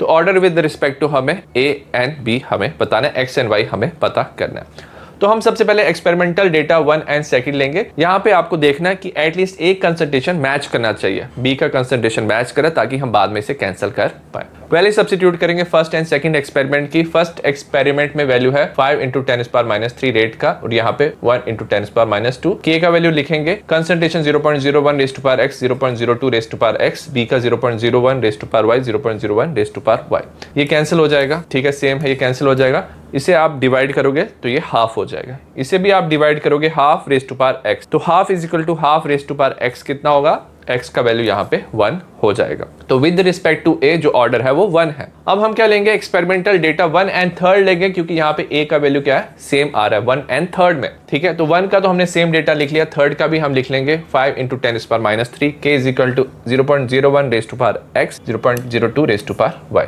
Cancel हो गया, ये 1 आ जाएगा, ठीक है, ये भी कैंसिल हो जाएगा, कैंसिल हो जाएगा। तो 1 इज इक्वल टू ½ अब ½ 1 के इक्वल कब होगा, जब y का वैल्यू 0 है। विद रिस्पेक्ट टू B जो ऑर्डर ऑर्डर है वो 0 है। तो ओवरऑल जो रेट है that will become equal to k a raised to power 1 first order का ये रिएक्शन हो गया। अब हमें ना रेट कांस्टेंट बताना है, तो हम पहली वाला एक्सपेरिमेंटल डेटा भी यूज कर सकते हैं, कोई भी यूज कर सकते हैं, बट हम यहाँ पे फर्स्ट ले लेंगे। रेट है 5 × 10⁻³ इज इक्वल टू के। कंसंट्रेशन ऑफ ए दिया 0.01, तो इसको डिवाइड कर लेंगे तो के का वैल्यू हमें मिल जाएगा 0.5 पर मिनट। क्वेश्चन नंबर 5 का सेकंड पार्ट है, फॉर ए रिएक्शन हमें दिया twice of H2O2 I negative convert into 2H2O plus O2। हमें मैकेनिज्म दिया रिएक्शन का, एक स्लो स्टेप है और एक फास्ट स्टेप है। H2O2 प्लस I नेगेटिव सबसे पहले कैटलिस्ट के साथ रिएक्ट करता है, result in formation of H2O plus IO negative. Then H2O2 IO negative के साथ रिएक्ट करता है दूसरा molecule H2O plus I negative plus O2, ये फास्ट स्टेप है। हमें सबसे पहले रेट लॉ लिखना है इस रिएक्शन का,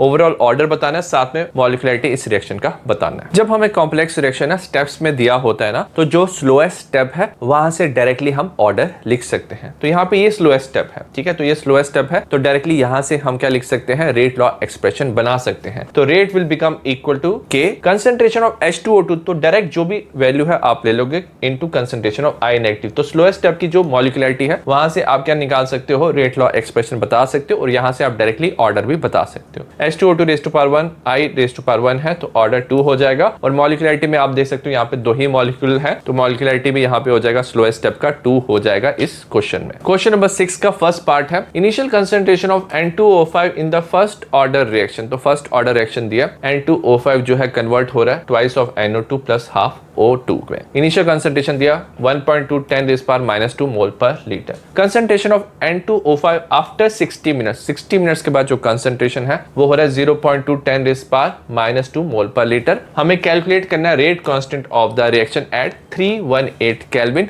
और log of 6 हमें दिया है। सबसे पहले हमें इनिशियल कंसंट्रेशन R0 दिया 1.2 10⁻² मोल पर लीटर, और फाइनल कंसंट्रेशन ऑफ रिएक्टेंट दिया 0.2 10⁻² मोल पर लीटर, और टाइम भी दिया हुआ है 60 मिनट। हमें पता है फर्स्ट ऑर्डर का ये रिएक्शन है, तो K = 2.303 divide by T log of R0 by R। Value substitute करेंगे तो K = 2.303 divide by 60 log of initial concentration है 1.2 10⁻², ये 0.2 10⁻² कैंसिल हो जाएगा, log of 6 बन जाएगा। log of 6 है 0.778, हम इसे मल्टीप्लाई और डिवाइड करेंगे तो हमें रेट कांस्टेंट का वैल्यू मिल जाएगा 0.0298 पर मिनट। क्वेश्चन नंबर 6 का सेकंड पार्ट है, account for the following. First, we cannot determine the order of the reaction by taking into consideration the balanced chemical equation. जब हमें ऑर्डर निकालना होता है ना, तो हमें एक्सपेरिमेंटल डेटा चाहिए, वहीं से हम ऑर्डर पता कर सकते हैं। हमें बैलेंस्ड केमिकल इक्वेशन से ऑर्डर पता नहीं चलता। The order of reaction is an experimentally determined quantity, इसे हम डेटा से ही बता सकते हैं। Order of the reaction is not related to stoichiometry of reaction, तो जो वैल्यूज होती है बैलेंस्ड इक्वेशन की, जो स्टोइकियोमेट्री वैल्यू होती है, उससे हम नहीं बता सकते हैं। सेकंड है, ए बायोमोलिकुलर रिएक्शन में become kinetically of first order under specific condition. मतलब क्या, कभी कभी सेकंड ऑर्डर की रिएक्शन फर्स्ट ऑर्डर के जैसे बिहेव करती है। ए बायोमोलिकुलर रिएक्शन में appear kinetically as first order under specific condition, जैसे inversion of cane sugar. Cane sugar है C12H22O11, हमने वाटर यहाँ पे एक्सेस में ले लिया, हमारा ग्लूकोज और फ्रक्टोज बनता है, दोनों C6H12O6 है। एक्सेस में लेने की वजह से क्या होगा, अगर आप इसकी कंसंट्रेशन चेंज करते हो तो रेट में कोई चेंज नहीं आता है, तो ये सेकंड ऑर्डर की रिएक्शन है, फर्स्ट ऑर्डर के जैसे बिहेव करती है, तो rate will become equal to के concentration of cane sugar C12H22O11, तो इसे हम सूडो फर्स्ट ऑर्डर रिएक्शन कहते हैं। क्वेश्चन नंबर 7 है, a certain reaction is 50% completed in 20 minutes at 300 kelvin. तो 50% रिएक्शन कंप्लीट हो रहा है 300 केल्विन में 20 मिनट्स पे, और सेम रिएक्शन 50% कंप्लीट हो रहा है 5 मिनट में 350 केल्विन में। एक्टिवेशन एनर्जी निकालना है फर्स्ट ऑर्डर रिएक्शन का। R और log of 4 का वैल्यू दिया, और ये 3 मार्क्स का क्वेश्चन है। सबसे पहले एक्टिवेशन एनर्जी निकालने के लिए हमने ये वाला फॉर्मूला यूज करते हैं इसके लिए, बट हमें K1 K2 का वैल्यू पता होना चाहिए जो हमें यहाँ से निकालना है। हमें पता है ये फर्स्ट ऑर्डर का रिएक्शन है और 50% कंप्लीशन हो रहा है दोनों तरफ, तो 50% जब कंप्लीशन है तो T हाफ लाइफ हम पता कर सकते हैं, ये वाला इक्वेशन हम यूज करेंगे। हाफ लाइफ होता है फर्स्ट ऑर्डर में 0.693 डिवाइड बाय K1, तो हम K1 पता कर सकते हैं, यहाँ पे T हाफ कितना था, 20 मिनट्स था, ठीक है, तो K1 हो जाएगा 0.693 डिवाइड बाय 20, ठीक है, 300 केल्विन में। 350 केल्विन में 5 मिनट में जो कंसंट्रेशन है वो हाफ हो रहा है, तो यहाँ पे हम 5 ले लेंगे 0.693 डिवाइड बाय K2, तो यहाँ पे K2 हो जाएगा 0.693 डिवाइड बाय 5। अब ये जो वैल्यू है K2 और K1 की हम यहाँ पे सब्स्टिट्यूट करेंगे, तो log of K2 by K1 is equal to EA 2.303 R। Temperature T2 हमें दिया 350, T1 कितना है 300 है, यहाँ पे मल्टीप्लाई करेंगे। log ऑफ K2 यहाँ पे हम ले लेंगे 0.693 डिवाइड बाय 5, ये हो जाएगा 0.693 डिवाइड बाय 20, 20 ऊपर चला जाएगा तो कैंसिल करेंगे तो log ऑफ 4 हमें मिल जाएगा। ये वैल्यू सब्स्टिट्यूट करेंगे 2.303, R का 8.314 हमें दिया हुआ है, ये माइनस करेंगे 350 माइनस 350 हो जाएगा 300 इंटू 350। ये को एक तरफ लेंगे, बाकी वैल्यू एक तरफ ले जाएंगे। log ऑफ 4 हमें दिया हुआ 0.602, मल्टीप्लाई और डिवाइड करोगे तो एक्टिवेशन एनर्जी आपको मिल जाएगा 24205 जूल पर मोल, और अगर आप किलो जूल में लिखोगे तो 24.205 किलो जूल पर मोल। डीएनए ब्लॉक एलिमेंट का पहला PYQ है 2025 का, 3 मार्क्स का क्वेश्चन है। हमें 3D ट्रांजिशन सीरीज यहाँ पे दिया, हमें आंसर करना है फॉलोइंग क्वेश्चन को। सबसे पहला, copper has exceptionally positive E0 of M2+2 M value Y। अब ये जो कॉपर है एक्वस मीडियम में 2 इलेक्ट्रॉन रिमूव करना काफी डिफिकल्ट होता है, तो इसका E0 का वैल्यू ज्यादा होता है। ऐसा इसलिए होता है in case of copper the sum of enthalpy of atomization. अब क्या होता है, जब आप कॉपर सॉलिड से कॉपर गैस में कन्वर्ट करते हो 1 मोल, तो जो एनर्जी की रिक्वायरमेंट है उसे एंथैल्पी ऑफ एटमाइजेशन कहते हैं। साथ में जो आयनाइजेशन एंथैल्पी है, आप 2 इलेक्ट्रॉन रिमूव करते हो, जो एनर्जी रिक्वायर्ड है दैट इज आयनाइजेशन एंथैल्पी। इन दोनों का जो सम है it is greater than enthalpy of hydration. जब कॉपर 2+ में कन्वर्ट होता है ना, तो इसका साइज स्मॉल हो जाता है, वाटर के मॉलिक्यूल इसे सराउंड करते हैं, एज ए रिजल्ट ना ये एनर्जी रिलीज करता है जिसे एंथैल्पी ऑफ हाइड्रेशन कहते हैं। अब ये जो sum of enthalpy of atomization and ionization enthalpy है, ये ज्यादा होता है as compare to enthalpy of hydration. तो एंथैल्पी ऑफ हाइड्रेशन इसे कंपनसेट नहीं कर सकता, सो दैट्स वाई जो E0 है कॉपर का वो पॉजिटिव होता है। बी पार्ट है which element is strong reducing agent. एक एलिमेंट है स्ट्रॉन्ग रिड्यूसिंग एजेंट है, +2 ऑक्सीडेशन स्टेट एंड Y। अब ये जो क्रोमियम 2+ है ये स्ट्रॉन्ग रिड्यूसिंग एजेंट है, मतलब खुद ये क्या हो जाता है, ऑक्सीडाइज हो जाता है, कन्वर्ट हो जाता है Cr3+ में। क्योंकि ये जब Cr3+ होता है तो इसकी D3 इलेक्ट्रॉनिक कन्फिग्रेशन होती है, और हम कोऑर्डिनेशन कंपाउंड में पढ़ेंगे जो D ब्लॉक है वो स्प्लिट हो जाता है T2G एंड Eg ऑर्बिटल में। तो जो T2G है वो क्या हो जाता है, हाफ फिल्ड हो जाता है। T2G क्या हो जाता है, 3 हो जाता है, हाफ फिल्ड होता है, तो हाफ फिल्ड ज्यादा स्टेबल होता है। सो दैट्स वाई जो क्रोमियम है 2+ से 3+ में कन्वर्ट हो जाता है। नेक्स्ट क्वेश्चन है सी पार्ट है Zn2+ salt are colourless and why. Zn2+ salt colourless इसलिए होते हैं क्योंकि इसका 3d10 होता है, इसका जो d ऑर्बिटल है वो कंप्लीटली फिल्ड होता है। कंप्लीटली फिल्ड d ऑर्बिटल होने की वजह से there is no unpaired electron, और कोई अनपेयर्ड इलेक्ट्रॉन नहीं होने की वजह से ये dd ट्रांजिशन शो नहीं करता। सो दैट्स वाई जो जिंक के सॉल्ट है वो कलरलेस होते हैं। नेक्स्ट है question number 2, complete and balance the following chemical equation. 2 marks का क्वेश्चन है, तो इसे हम ना सबसे पहले ऑक्सीडेशन हाफ रिडक्शन हाफ में लिखेंगे, उसके बाद बैलेंस करेंगे। जैसे I नेगेटिव है I2 में कन्वर्ट हो रहा है, ऑक्सीडेशन हो रहा है, 2 इलेक्ट्रॉन यहाँ पे आ जाएंगे। अब याद रखना जो MnO4 नेगेटिव है एसिडिक मीडियम में Mn2+ में कन्वर्ट होता है। ठीक है, यहाँ पे आप देख सकते हो 4 ऑक्सीजन है, तो यहाँ पे हम same amount of water add करेंगे। अब हाइड्रोजन बैलेंस करेंगे, यहाँ पे 8H+ हो जाएगा, यहाँ पे 8 हाइड्रोजन थे। अब हम इलेक्ट्रॉन से इसे बैलेंस करेंगे, यहाँ पे -1 +8 +7 चार्ज है, यहाँ पे +2 चार्ज है, तो यहाँ पे हम 5 इलेक्ट्रॉन्स लिखेंगे, इलेक्ट्रॉन्स का नेगेटिव चार्ज होता है।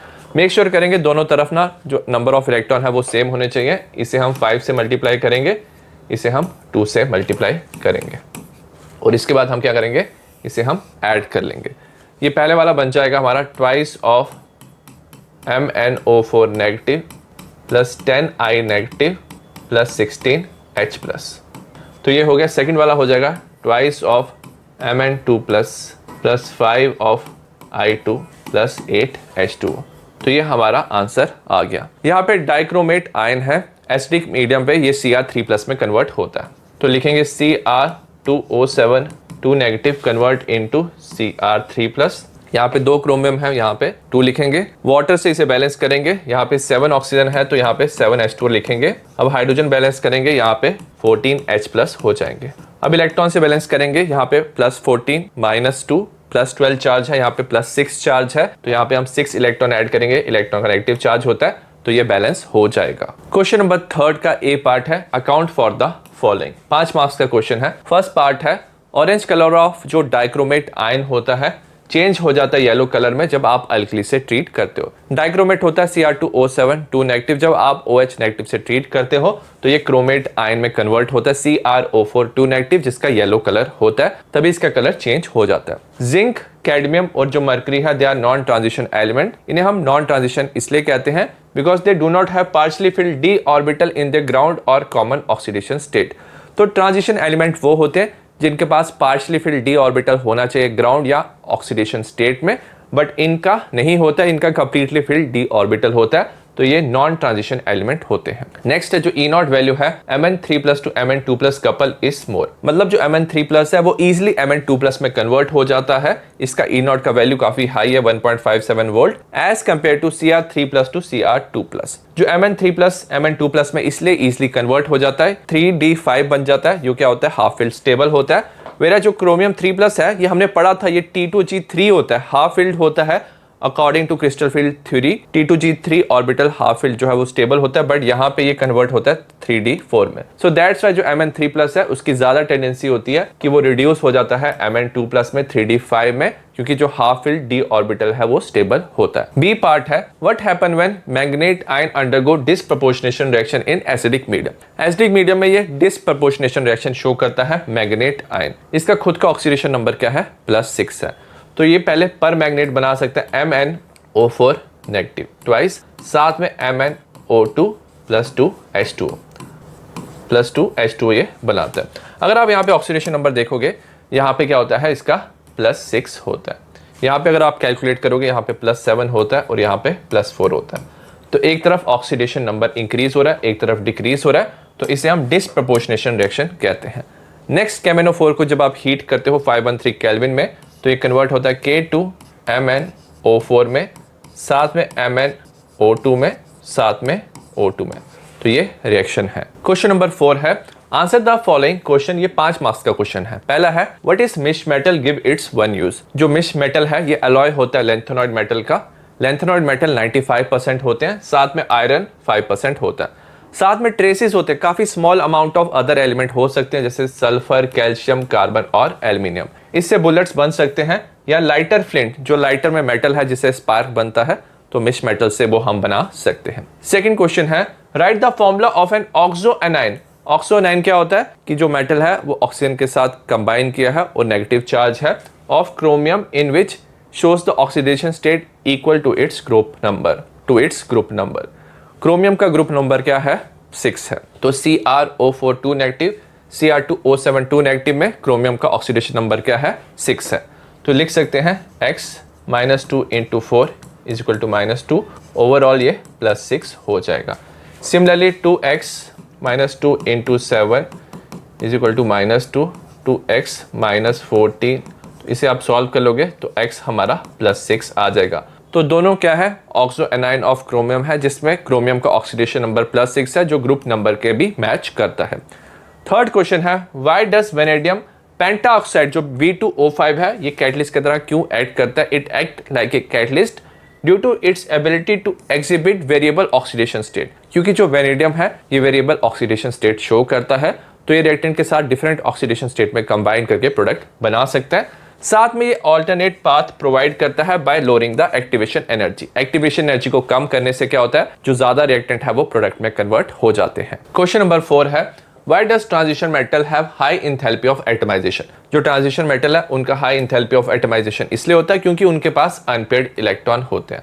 अनपेयर्ड इलेक्ट्रॉन होने की वजह से ये इंटर एटॉमिक बॉन्ड बना सकते हैं, मेटेलिक बॉन्ड बनाते हैं, और स्ट्रॉन्ग मेटेलिक बॉन्ड बनाने की वजह से इनका जो इंथैल्पी ऑफ एटमाइजेशन है वो हाई हो जाता है, मतलब इन्हें सॉलिड से वेपर में कन्वर्ट करने के लिए ज्यादा एनर्जी की रिक्वायरमेंट होती है।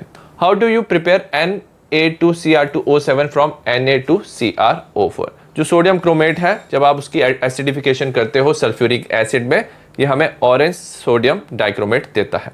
तो यहाँ पे हमने क्या लिया सोडियम क्रोमेट लिया, एसिडिफिकेशन किया, तो हमें मिल जाएगा Na2Cr2O7, तो हमें ऑरेंज मिल जाएगा सोडियम डाइक्रोमेट, साथ में 2Na + H2O, तो ये हमारा आंसर होगा। क्वेश्चन नंबर 5 है give explanation for each of the following. 3 marks का क्वेश्चन है। पहला है with the same D orbital configuration D4, जो Mn3+ है ये ऑक्सीडाइजिंग एजेंट की तरह काम करता है, वेयर Cr2+ रिड्यूसिंग एजेंट की तरह काम करता है।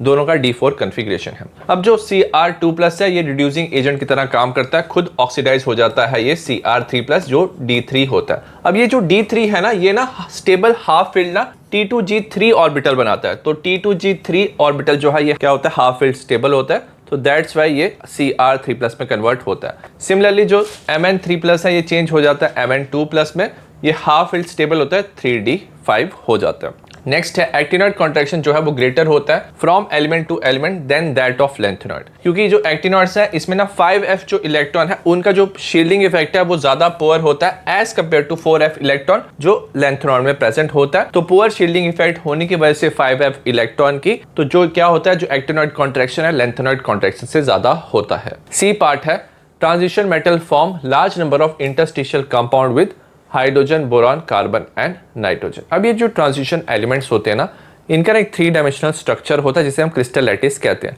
और उसके बीच में स्पेस होता है जिसे हम इंटरस्टिशियल स्पेस कहते हैं। और ये जो स्मॉल एटम होते हैं जैसे हाइड्रोजन, बोरॉन, कार्बन, नाइट्रोजन उस स्पेस में आ जाते हैं और ये इंटरस्टिशियल कंपाउंड बनाते हैं।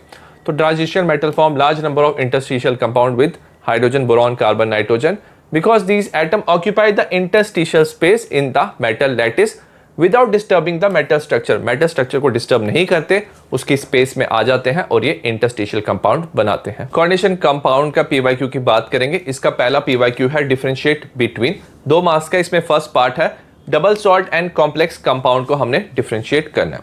अब ये जो डबल सॉल्ट है they dissociate into ions completely when dissolve in water. तो ये 2 सॉल्ट से बने होते हैं, जब आप वाटर में डालते हो तो जितनी भी सारी आयंस है ना वो डिसोसिएट कर जाती है, तो इसे हम डबल सॉल्ट कहते हैं। On the other hand in complex the complex ion does not dissociate. अगर हम कॉम्प्लेक्स की बात करें, जो ब्रैकेट के अंदर वाला पोर्शन होता है उसे हम कॉम्प्लेक्स आयन कहते हैं, जब आप वो वाटर में डालते हो तो वो डिसोसिएट नहीं करता। सेकंड डिफरेंस है डाइडेंटेड लिगेंड एंड एम्बिडेंटेड लिगेंड में।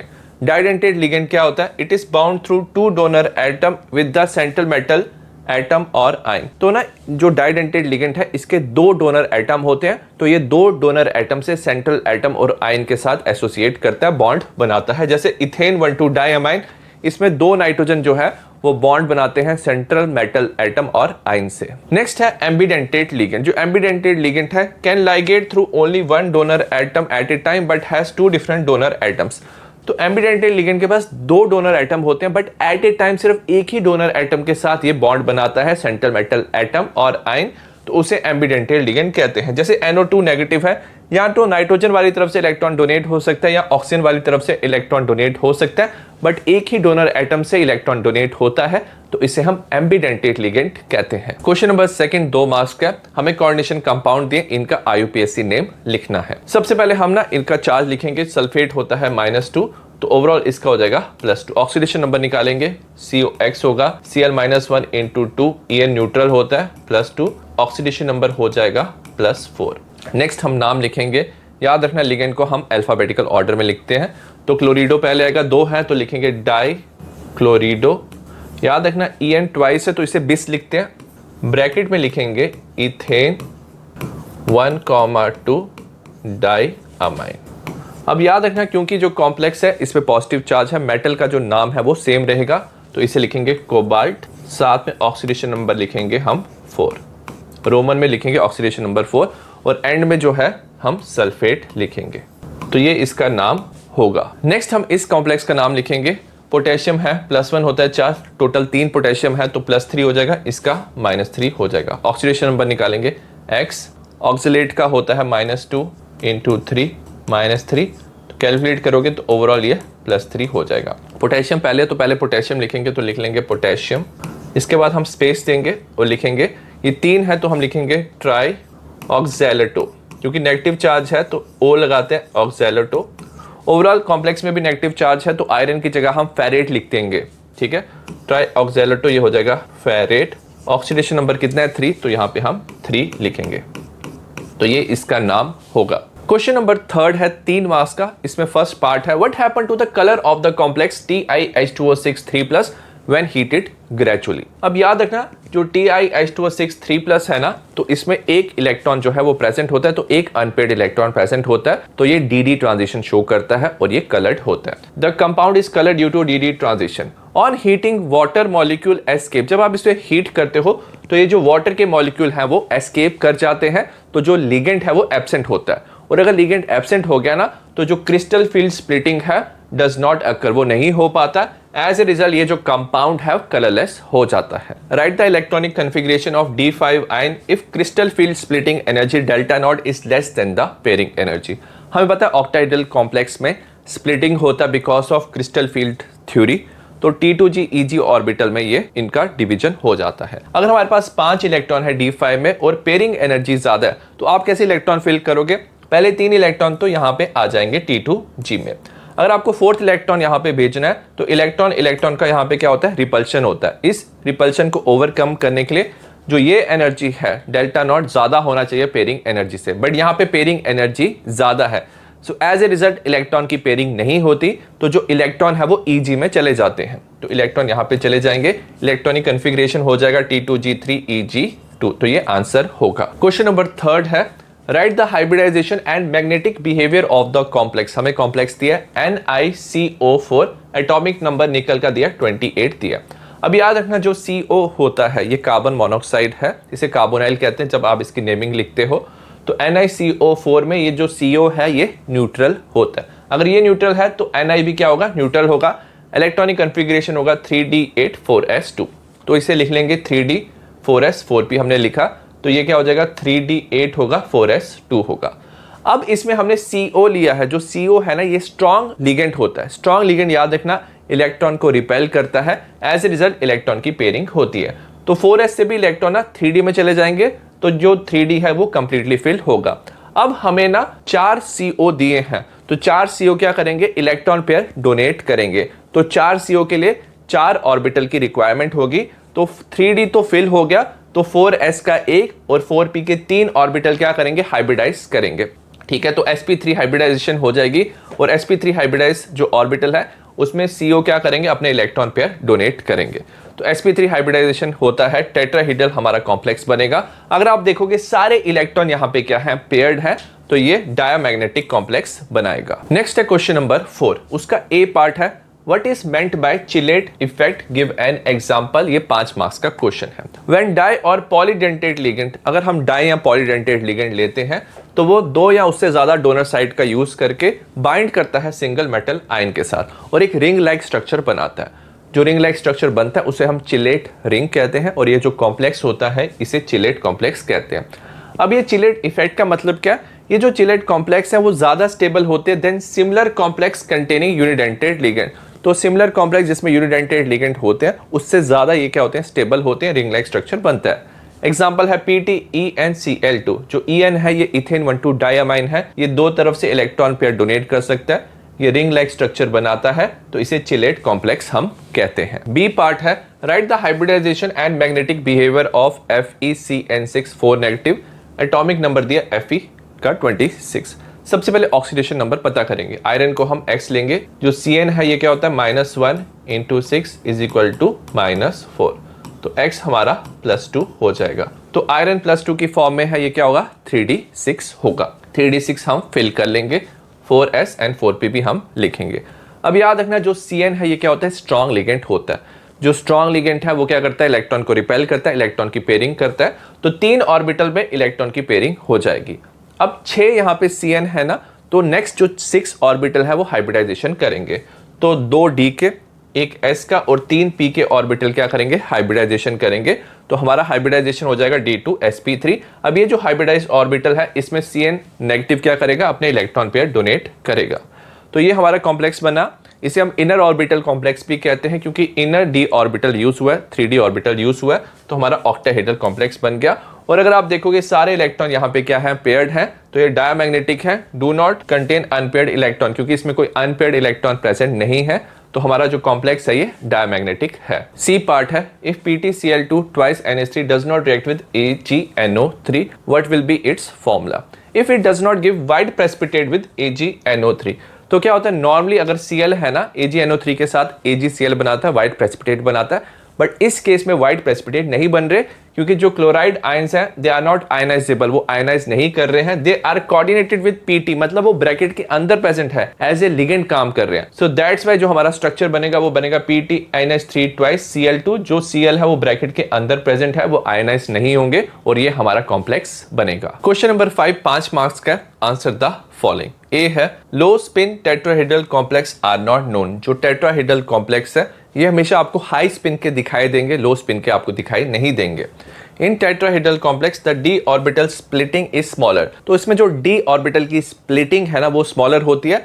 एज ए रिजल्ट जो क्रिस्टल फील्ड स्प्लिटिंग एनर्जी है लेस देन होता है पेयरिंग एनर्जी से। The orbital splitting energy are not sufficient large to force pairing. तो क्रिस्टल फील्ड स्प्लिटिंग एनर्जी कम होती है पेयरिंग एनर्जी से, तो इलेक्ट्रॉन की जो पेयरिंग है वो नहीं हो पाती। सो दैट्स वाई ये हाई स्पिन कॉम्प्लेक्स बनाते हैं, और जो लो स्पिन टेट्राहेड्रल कॉम्प्लेक्स है they are not known. B part है जो CO2+ है वो इजिली ऑक्सीडाइज हो जाता है CO3+ में in presence of strong ligand. ये हमें एक्सप्लेन करना है। कोबाल्ट का ऑक्सीडेशन नंबर 27 दिया। अब याद रखना जो CO2+ है 3D7 होता है, CO3+ 3D6 होता है। अगर आपको इसको इसमें कन्वर्ट करना है तो एनर्जी की रिक्वायरमेंट होती है। जो CO3+ है वो ज्यादा स्टेबल होता है as compare to CO2+ due to completely filled T2G6 Eg0 orbital. 6 electron होते हैं, स्ट्रॉन्ग लिगेंड है तो 6 के 6 इलेक्ट्रॉन क्या होते हैं T2G में चले जाते हैं, सारे इलेक्ट्रॉन की पेयरिंग होती है और ये स्टेबल हमारा कॉम्प्लेक्स बनता है। तो जो CO3+ है लो स्पिन कॉम्प्लेक्स बनाता है, gain a large amount of stabilisation energy from strong ligand.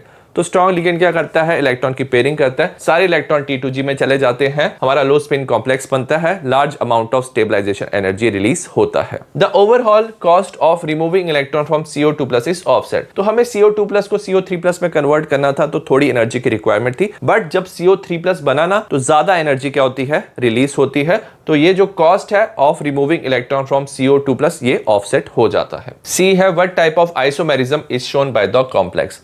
हमें कॉम्प्लेक्स दिया, याद रखना अगर आपको 2 पार्ट दिया तो एक कैटाइनिक होता है, एक एनाइनिक पार्ट होता है। तो इसमें इंटरचेंज ऑफ क्या हो जाता है, लिगेंड हो जाता है। तो CO के साथ CN जुड़ जाएगा और Cr के साथ NH3 जुड़ जाता है। तो इस तरह के आइसोमेरिज्म को हम कोऑर्डिनेशन आइसोमेरिज्म कहते हैं। डी पार्ट है why A solution of NiH2O6 2+ is green while solution of NiCN4 2- is colorless। Atomic number निकल का दिया 28। दोनों केस में अगर आप देखोगे तो निकल 2+ है, यहाँ पे भी निकल 2+ है, बट इस केस में जो निकल है वो किसके साथ जुड़ा है, वाटर के साथ। वाटर क्या होता है, वीक लिगेंड होता है। सो एज ए रिजल्ट ये ना पैरामैग्नेटिक होता है क्योंकि इसके पास 2 अनपेड इलेक्ट्रॉन प्रेजेंट होते हैं। बिकॉज ऑफ अनपेड इलेक्ट्रॉन ये DD ट्रांजिशन शो करता है और कलर ये शो करता है। Whereas NiCN4 2- में CN- प्रेजेंट होता है, जो स्ट्रॉन्ग लिगेंड है ये इलेक्ट्रॉन की पेयरिंग करता है, डायमैग्नेटिक बनता है। Because of pairing of electron, because of strong ligand DD transition जो है वो नहीं हो पाता। So that's why it is colourless. E है write the IUPAC name of the following complex. तो इस कॉम्प्लेक्स का हमें नाम लिखना है। Cl क्या होगा, नेगेटिव होगा, ये क्या होगा, पॉजिटिव होगा। ठीक है, ऑक्सीडेशन नंबर पता करेंगे। CO का ये हो जाएगा X, NH3 क्या होता है, न्यूट्रल होता है, CO3 क्या होता है, 2- होता है, इज इक्वल टू +1। तो X हमारा आ जाएगा +3। नाम लिखेंगे, सबसे पहले लिगेंड का नाम लिखेंगे अल्फाबेटिकल ऑर्डर में। अमाइन पहले आएगा, 5 है तो लिखेंगे पेंटा अमाइन, ये हो जाएगा पेंटा अमाइन कार्बोनेटो। ठीक है, क्योंकि नेगेटिव चार्ज है तो O आ जाता है, तो ये बन जाता है कार्बोनेटो। क्योंकि ओवरऑल कॉम्प्लेक्स में पॉजिटिव चार्ज है, कोबाल्ट को हम सेम लिखेंगे तो हम लिखेंगे कोबाल्ट। ऑक्सीडेशन नंबर लिखेंगे 3। ठीक है, और सेपरेटली हम लिखेंगे क्लोराइड। तो ये इसका नाम होगा। क्वेश्चन नंबर 6 का फर्स्ट पार्ट है name the type of isomerism exhibited by the following compound, also draw their corresponding isomer. तो हमें सबसे पहले आइसोमेरिज्म के बारे में बताना है। तो हमें यहाँ पे 2 कॉम्प्लेक्स दिए, याद रखना एक कैटाइनिक होता है, एक एनाइनिक होता है। तो इसमें इंटरचेंज ऑफ लिगेंड होता है। तो हम लिख सकते हैं CrNH3 COCN6, और इस तरह का जो आइसोमेरिज्म है इसे हम कोऑर्डिनेशन आइसोमेरिज्म कहते हैं। नेक्स्ट हमें दिया COEN थ्राइस 3+। हमने स्ट्रक्चर बना लिया। अब याद रखना जो इसका मिरर इमेज होता है वो नॉन सुपर इम्पोजिबल होता है, तो ये ऑप्टिकल आइसोमेरिज्म बनाता है। मतलब ये प्लेन पोलराइज लाइट को ना तो डिफरेंट डायरेक्शन में रोटेट करते हैं। नेक्स्ट दिया CONH3 थ्राइस NO2 थ्राइस। तो इसमें अगर आप देखोगे NO2 प्रेजेंट है, ये एम्बिडेंटेट लिगेंड होता है। ये नाइट्रोजन वाली तरफ से CO के साथ जुड़ सकता है या ऑक्सीजन वाली तरफ से भी जुड़ सकता है। तो अगर आप ONO बनाते हो तो ये लिंकेज आइसोमेरिज्म होता है। सेकेंड पार्ट है difference between weak field and strong field ligand हमें बताना है। How does the strength of the ligand influence the spin off the complex. सबसे पहले जो स्ट्रॉन्ग फील्ड लिगेंड होता है ये एक स्ट्रॉन्गर फील्ड प्रोड्यूस करता है और ज्यादा स्प्लिटिंग होती है डी ऑर्बिटल की, तो ग्रेटर स्प्लिटिंग होती है डी ऑर्बिटल की और ज्यादा एनर्जी रिलीज होती है। पेयरिंग ऑफ इलेक्ट्रॉन जो है वो होता है तो लो स्पिन कॉम्प्लेक्स बनता है। एग्जांपल है COCN नेगेटिव। वेयर जो वीक फील्ड लिगेंड है ये वीक फील्ड प्रोड्यूस करता है, लेसर स्प्लिटिंग होती है, लेस स्प्लिटिंग होती है डी ऑर्बिटल की, लेस एनर्जी रिलीज होती है। As result pairing of electron जो है वो नहीं होता है और हाई स्पिन कॉम्प्लेक्स बनते हैं। इसका एग्जांपल है Cl negative Br negative. Question number 7 है गिव रीजन। फर्स्ट पार्ट है CO is a stronger complexing agent than NH3। जो CO है वो स्ट्रॉन्गर बॉन्ड बनाता है, बेटर कॉम्प्लेक्स बनाता है। ऐसा इसलिए होता है जो CO है वो एक तरफ से क्या करता है, इलेक्ट्रॉन पेयर सिग्मा डोनर, एक तरफ से इलेक्ट्रॉन डोनेट करता है मेटल के एम्प्टी डी ऑर्बिटल को और सिग्मा बॉन्ड बनाता है। दूसरी तरफ से क्या होता है, पाई acceptor buy back bonding. Back bonding में क्या होता है, जो मेटल है वो भी अपने इलेक्ट्रॉन पेयर डोनेट करके यहाँ पे पाई बॉन्ड बनाता है। तो दो तरफ से बॉन्ड बनते हैं तो बॉन्ड जो है वो स्ट्रॉन्गर होते हैं। तो that's why CO is a stronger complexing agent, where जो NH3 है वो सिर्फ एक तरफ से इलेक्ट्रॉन पेयर डोनेट करता है थ्रू सिग्मा बॉन्डिंग। सेकंड है जो trans isomer of the complex है COEN twice Cl2+ is optically inactive. तो अगर आप ट्रांस आइसोमर बनाओगे Cl अपोजिट तरफ है, En अपोजिट तरफ है, यहाँ पे प्लस है। अगर आप इसका मिरर इमेज बनाओगे वो भी क्या होता है, सेम होता है। तो इसमें प्लेन ऑफ सिमेट्री होती है, मिरर इमेज सेम होता है, तो it does not show optical isomerism. तो ये ऑप्टिकल आइसोमेरिज्म शो नहीं करते। सबसे पहले हेलो एल्केन हेलो एरीन के फर्स्ट क्वेश्चन की बात करेंगे। Draw the structure of the major mono halo product. तो हमें मोनो हेलो प्रोडक्ट बताना है जिसमें एक हेलोजन अटैच है। Each of the following reaction, ये 2 मार्क्स का क्वेश्चन है। हमें एक कंपाउंड दिया, हमने SOCl2 के साथ रिएक्ट किया। तो याद रखना जब एल्कोहल होता है ROH, SOCl2 के साथ रिएक्ट करके RCl बनता है। तो यहाँ पे ना 2 OH ग्रुप है, तो किसके साथ ये रिएक्ट करेगा, ये वाला जो OH है ना, इसमें जो ऑक्सीजन के लोन पेयर है इसमें रेजोनेंस करते हैं। रेजोनेंस की वजह से यहाँ पे पार्शियल डबल बॉन्ड होता है और ये बॉन्ड ब्रेक नहीं होगा। वेयरएज यहाँ पे जो OH है इस कार्बन के साथ जुड़ा है तो ये बॉन्ड ब्रेक करना ईजी होता है।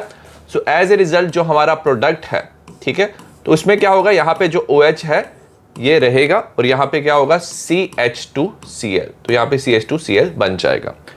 नेक्स्ट हमें यहाँ पे दिया है, यहाँ पे डबल बॉन्ड है, पेरोक्साइड के साथ हमने HBr के साथ रिएक्ट किया। अब ये एडिशन रिएक्शन होता है और पेरोक्साइड में ना एंटी मार्कोनिकॉफ रूल फॉलो होता है। According to anti Markovnikov rule जो Br है वो उस कार्बन के साथ जुड़ता है विच has more number of hydrogen in double bond. ठीक है, तो एंटी मार्कोनिकॉफ रूल फॉलो हो रहा है, तो हमारा कंपाउंड बन जाएगा CH2Br। तो ये हमारा प्रोडक्ट बन गया। सिमिलरली हमारा सेकंड क्वेश्चन है draw the structure of major mono halo product. तो मोनो हेलो प्रोडक्ट बनेगा जिसमें एक हेलोजन अटैच है। 2 मार्क्स का क्वेश्चन है। तो यहाँ पे एक साइक्लिक कंपाउंड दिया, डबल बॉन्ड है, HI हमने ऐड करना है, तो इसे हम मार्कोनिकॉफ रूल से ऐड करते हैं। अकॉर्डिंग टू मार्कोनिकॉफ रूल जो नेगेटिव पार्ट है, यहाँ पे जो I नेगेटिव है वो उस कार्बन पे जुड़ेगा which has less number of hydrogen in double bond. तो इसमें अगर आप देखो ना, ये वाला जो कार्बन है ये ऑलरेडी 4 बॉन्ड बनाना है तो इसमें 0 हाइड्रोजन है। ये वाला जो कार्बन है ये 3 बॉन्ड बना रहा है, इसमें 1 हाइड्रोजन है। तो इस कार्बन पे नंबर ऑफ हाइड्रोजन क्या है, लेस है, तो यहाँ पे I जुड़ जाएगा और हाइड्रोजन यहाँ पे जुड़ जाएगा।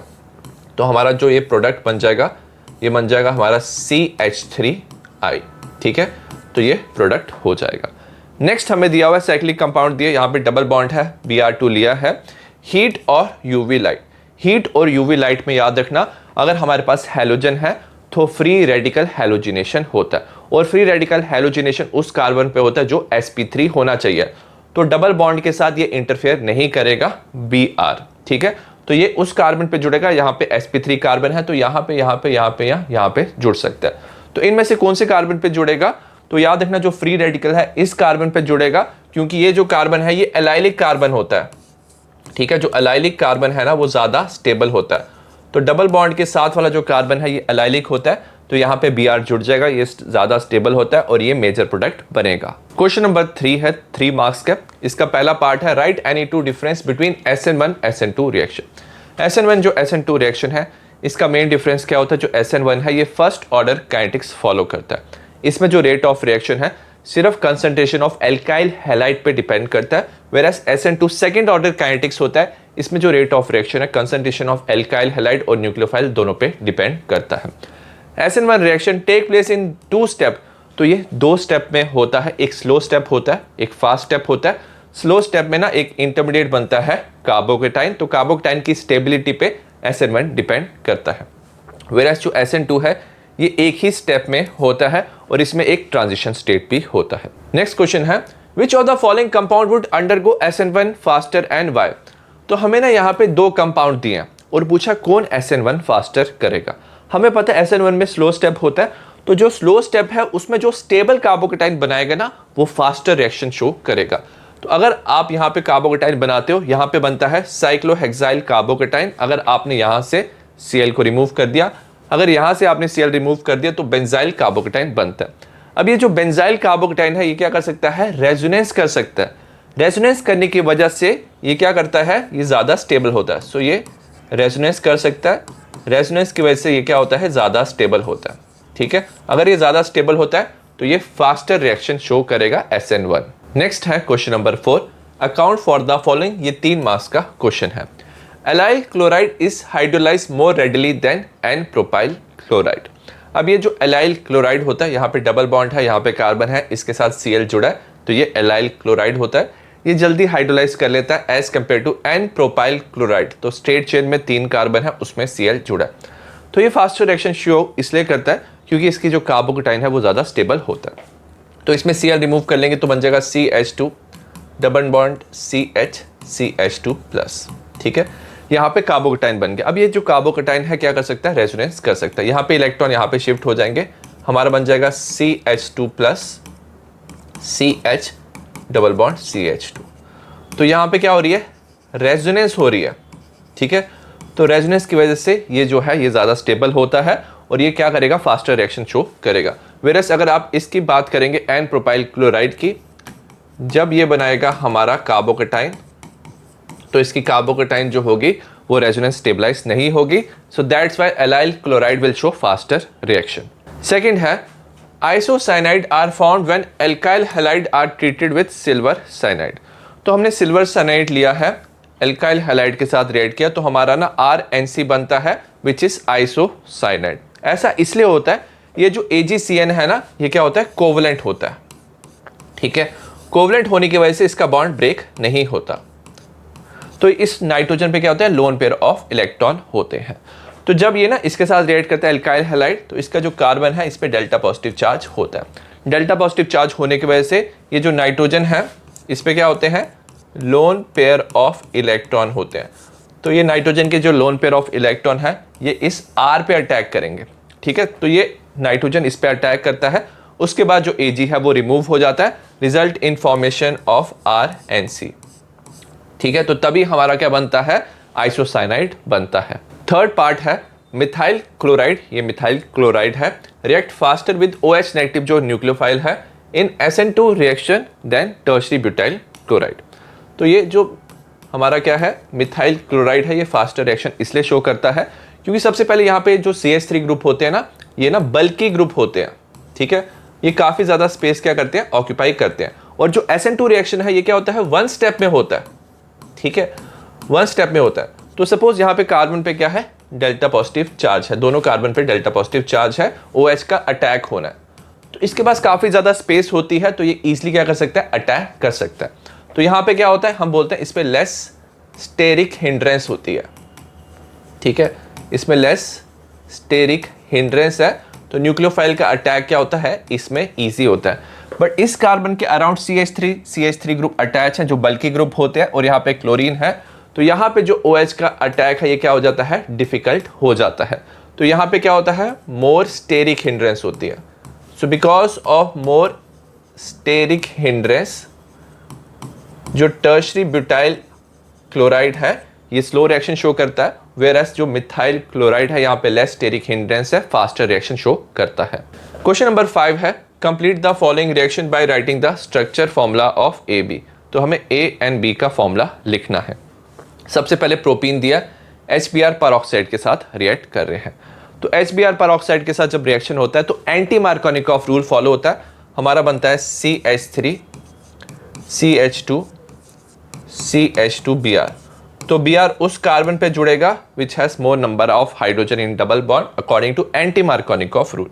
अब Br जुड़ गया, हमने एक्वस KOH के साथ रिएक्ट किया, ठीक है। तो एक्वस KOH के साथ न्यूक्लियोफिलिक सब्स्टिट्यूशन होता है, Br की जगह OH जुड़ जाता है, तो हमारा बन जाएगा CH3 CH2 CH2OH। तो ये हमारे प्रोडक्ट मिल गए A and B। Second question है, हमें 2-क्लोरोब्यूटेन दिया, एल्कोहलिक KOH के साथ हमने हीट किया। तो एल्कोहलिक KOH के साथ एल्काइल हैलाइड है, ये डीहाइड्रो हैलोजिनेशन रिएक्शन शो करता है। तो इसमें हाइड्रोजन और हैलोजन रिमूव हो जाता है, एल्कीन बनता है। अब यहाँ पे ना दो तरह के एल्कीन बन सकते हैं, एक ब्यूट 1-इन और ब्यूट 2-इन।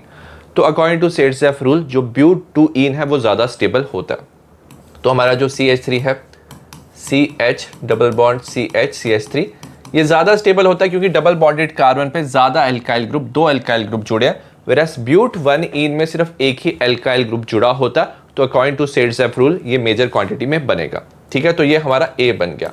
नेक्स्ट हमने इसे HBr के साथ रिएक्ट किया, तो ये नॉर्मल एडिशन है। तो नॉर्मल एडिशन और ये क्या है, सिमेट्रिकल हमारे पास एल्कीन है। तो आप कहीं भी हाइड्रोजन जोड़ सकते हो, हम पहले कार्बन पे हाइड्रोजन जोड़ देंगे, ये बन जाएगा CH2, ये है CHBr और यहाँ पे CH3, ठीक है। तो ये हमारा फाइनल प्रोडक्ट बन जाएगा। नेक्स्ट रिएक्शन है, A को हमने Mg के साथ रिएक्ट किया, हमारा ग्रिग्नॉर्ड रिएजेंट बन रहा है। तो हम ना एल्काइल हैलाइड को मैग्नीशियम के साथ रिएक्ट करते हैं, ग्रिग्नॉर्ड रिएजेंट बनता है। तो एल्काइल हैलाइड में ना बीच में Mg जुड़ जाता है। तो इनिशियली A कंपाउंड क्या होना चाहिए, हमारा CH3 CH2Cl होगा इनिशियल कंपाउंड, तो ये A होगा। तो अगर आपने Mg के साथ रिएक्ट किया तभी ये बनाता है CH3 CH2 MgCl, तो Mg इसके बीच में चला जाता है। नेक्स्ट हम इसे वाटर के साथ रिएक्ट करेंगे, एसिडिफिकेशन करेंगे। अब याद रखना क्या होता है, जब आप वाटर के साथ रिएक्ट करते हो तो हाइड्रोजन पे डेल्टा पॉजिटिव, ऑक्सीजन पे डेल्टा नेगेटिव चार्ज होता है। ग्रिग्नॉर्ड रिएजेंट पे ये जो कार्बन है इस पे डेल्टा नेगेटिव, मैग्नीशियम पे डेल्टा पॉजिटिव चार्ज होता है। अब ये ना यहाँ से क्या कर सकता है, प्रोटॉन एक्सट्रैक्ट कर सकता है, ठीक है, क्योंकि इस पे क्या होता है डेल्टा पॉजिटिव चार्ज। तो ये यहाँ से क्या करता है, प्रोटॉन एक्सट्रैक्ट करता है, result in formation of CH3 CH3। तो हमारा कंपाउंड B बनता है जो है इथेन। क्वेश्चन नंबर 6 है, how do you convert, 3 marks का क्वेश्चन है।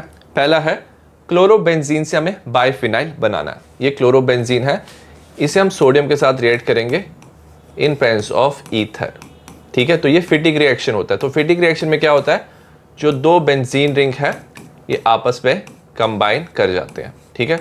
So they will combine with each other, result in formation of biphenyl.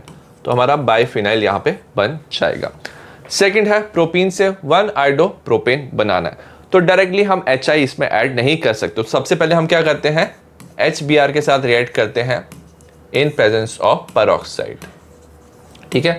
Peroxide में रिएक्ट करते हैं तो Br उस कार्बन पे जुड़ता है विच has more number of hydrogen, और ये हाइड्रोजन यहाँ पे जुड़ जाएगा, ठीक है। एंटी मार्कोनिकॉफ रूल फॉलो होगा, तो हमारा बन जाएगा CH2Br, ठीक है। नेक्स्ट हम ना फ्रिंकलस्टीन रिएक्शन करते हैं, हैलोजन एक्सचेंज।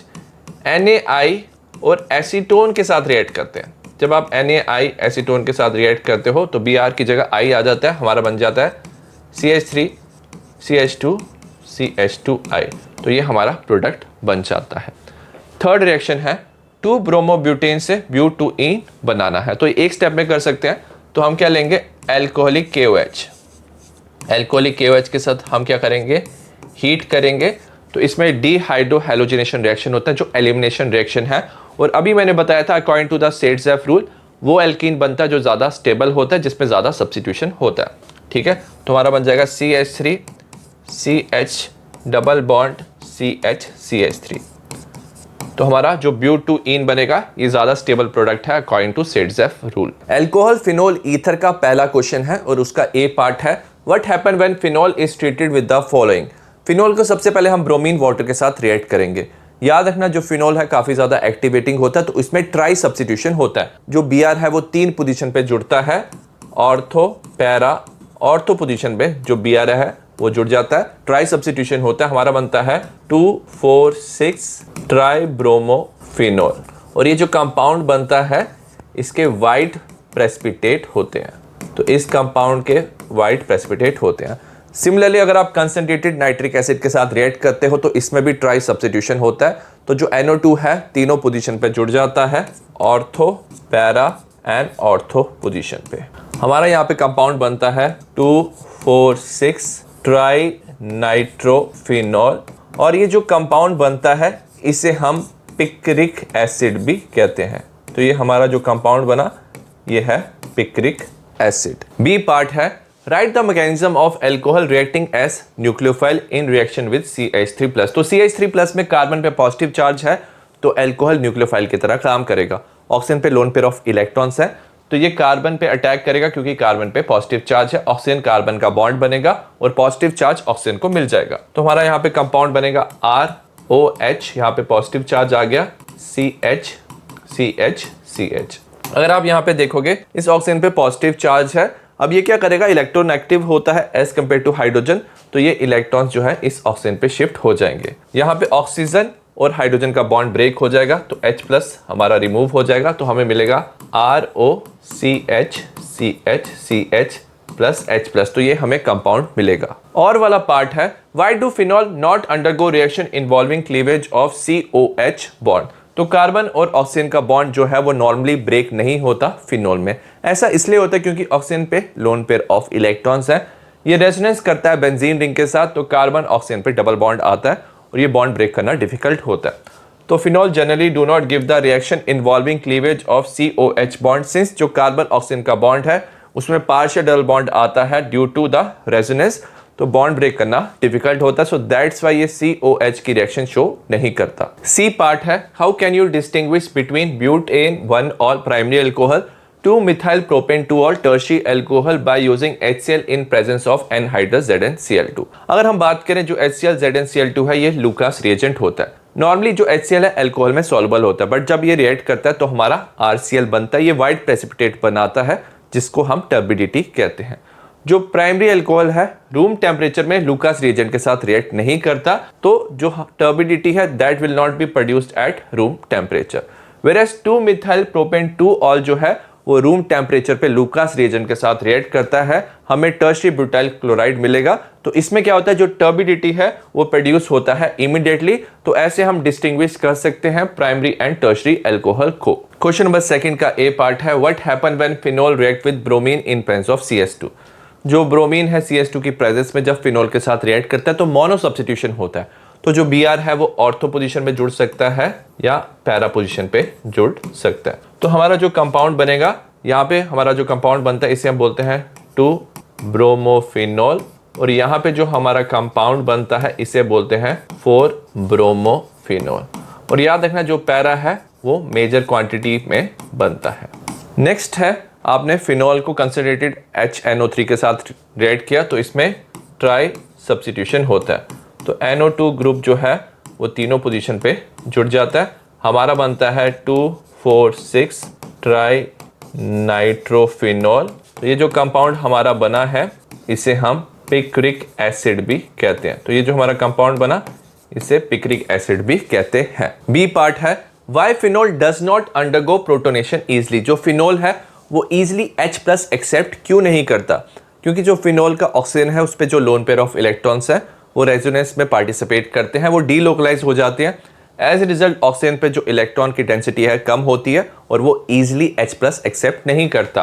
तो in phenol electron present on oxygen atom undergo delocalisation, तो इलेक्ट्रॉन यहाँ पे मूव करते हैं with benzene ring, so electrons are less available. तो यहाँ पे इलेक्ट्रॉन जो है वो लेस अवेलेबल होते हैं on OH group of phenol और ये इजिली प्रोटोनेशन नहीं करता। सी है which is stronger acid phenol और क्रिसोल गिव रीजन। तो हमारे पास यहाँ पे फिनॉल है, यहाँ पे क्रिसोल है। क्रिसोल में क्या होता है CH3 ग्रुप प्रेजेंट होता है, मैंने यहाँ पे पैराक्रिसोल बनाया। तो जब एसिडिक स्ट्रेंथ होती है तो ये H+ रिलीज करता है तो हमारा फिनॉक्साइड बनता है। ओवरऑल अगर आप देखोगे ना तो जो फिनॉल है वो ज्यादा एसिडिक होता है। ऐसा इसलिए क्योंकि जो क्रिसोल है जो इलेक्ट्रॉन रिलीजिंग ग्रुप है वो प्रेजेंट होता है। तो यहाँ पे जो CH3 ग्रुप प्रेजेंट होता है ये क्या होता है, इलेक्ट्रॉन रिलीजिंग ग्रुप होता है। It does not favour the formation of phenoxide ion resulting in decrease in acidic strength.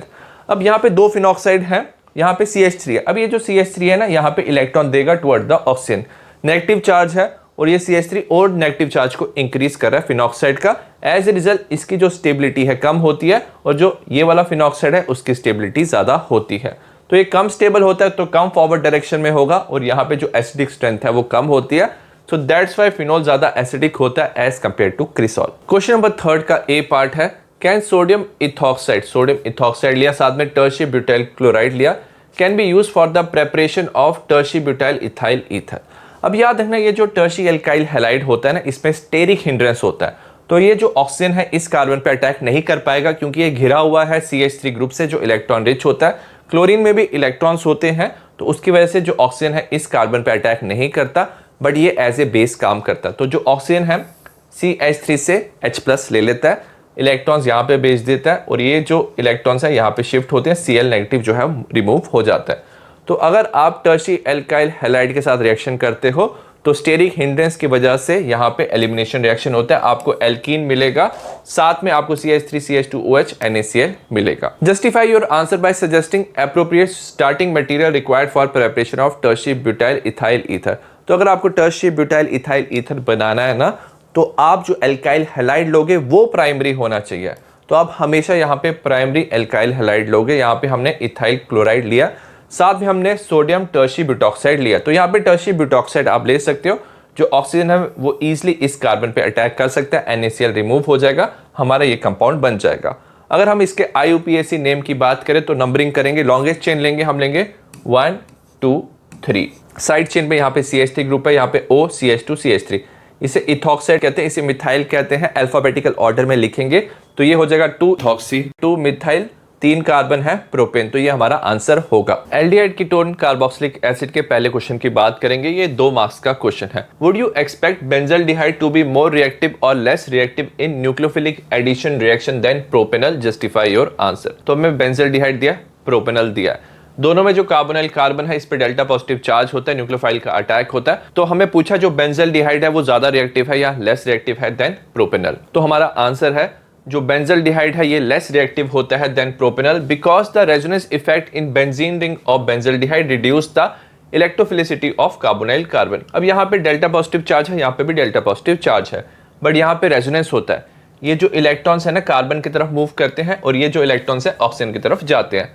जो कार्बन है इसमें डबल बॉन्ड आता है। सो एज ए रिजल्ट क्या होता है, ये जो कार्बन है इस पे इलेक्ट्रॉन आ रहे हैं तो ओवरऑल जो डेल्टा पॉजिटिव चार्ज है वो डिक्रीज होता है। तो हम बोलते हैं जो इलेक्ट्रोफिलिसिटी है कार्बोनाइल कार्बन का यहाँ पे कम होता है, न्यूक्लियोफाइल का अटैक डिफिकल्ट होता है। वेरस जो प्रोपेनल है इट लैक रेजोनेंस इफेक्ट, इसमें कोई रेजोनेंस इफेक्ट नहीं होता, ये ज्यादा पोलराइज्ड होता है, मतलब यहाँ पे ज्यादा डेल्टा पॉजिटिव चार्ज होता है, एज ए रिजल्ट ये ज्यादा रिएक्टिव होता है। क्वेश्चन नंबर 2 है, एक कंपाउंड ए जिसका मॉलिक्यूलर फॉर्मूला दिया C4H5N, जब हमने इसकी रिडक्शन की डाइबाल H के साथ फॉलोड बाय हाइड्रोलिसिस हमें कंपाउंड बी मिला। जो कंपाउंड बी है ये पॉजिटिव टॉलिन टेस्ट देता है, मतलब ये एल्डिहाइड इसमें ग्रुप प्रेजेंट है, but does not give iodoform test, मतलब इसमें C double bond OCH3 group present नहीं है। जो कंपाउंड बी है can also be obtain when ethanol is treated with dilute NaOH followed by heating. हमें identify करना है A एंड B। सबसे पहले हम सेकंड वाली रिएक्शन लिखेंगे। हमें दिया जो कंपाउंड बी है, जब हम इथेनॉल को ट्रीट करते हैं डाइल्यूट NaOH के साथ, उसके बाद हम हीट करेंगे। तो याद रखना यहाँ पे एल्डोल कंडेंसेशन होता है, इसमें क्या होता है अल्फा हाइड्रोजन प्रेजेंट होता है, तो ये एल्डोल कंडेंसेशन शो करेगा। जो 2 मॉलिक्यूल है आपस में कंडेंस हो जाएगा,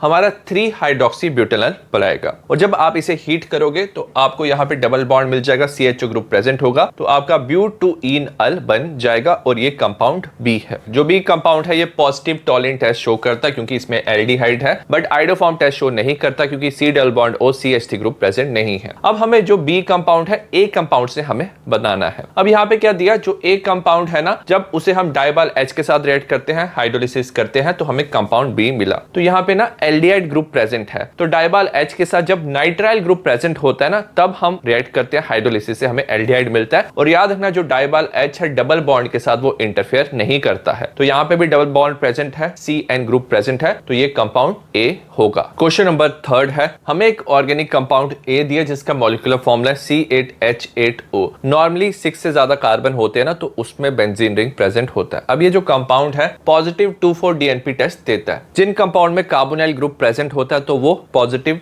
2,4 DNP टेस्ट देते हैं जैसे एल्डिहाइड और कीटोन, और ये येलो प्रेसिपिटेट देता है कंपाउंड बी का ऑन ट्रीटमेंट विद सोडियम हाइपोआयोडाइड, मतलब ये आयोडोफॉर्म टेस्ट देता है। तो इस कंपाउंड में C double bond O CH3 group present होगा। अब ये जो कंपाउंड A है does not react with Tollens और फेलिंग्स रिएजेंट, टॉलिंग और फेलिंग्स रिएजेंट के साथ ये रिएक्ट नहीं करता, मतलब ये एल्डिहाइड नहीं है, तो ये कीटोन होगा। और जब आप इसकी ड्रास्टिक ऑक्सीडेशन करते हो KMnO4 के साथ तो ये कार्बोक्सिलिक एसिड C देता है। हमें स्ट्रक्चर बताना है ABC का और हमें उसका IUPAC नेम लिखना है। सबसे पहले हमें यहाँ पे फॉर्मूला दिया C8H8O, तो बेंजीन रिंग तो होगा और साथ में C double bond O CH3 group भी प्रेजेंट होगा, तो ये एसिटोफिनोन हमारा होगा। इसका जो IUPAC नेम है ये है 1-phenyl ethane ऑन।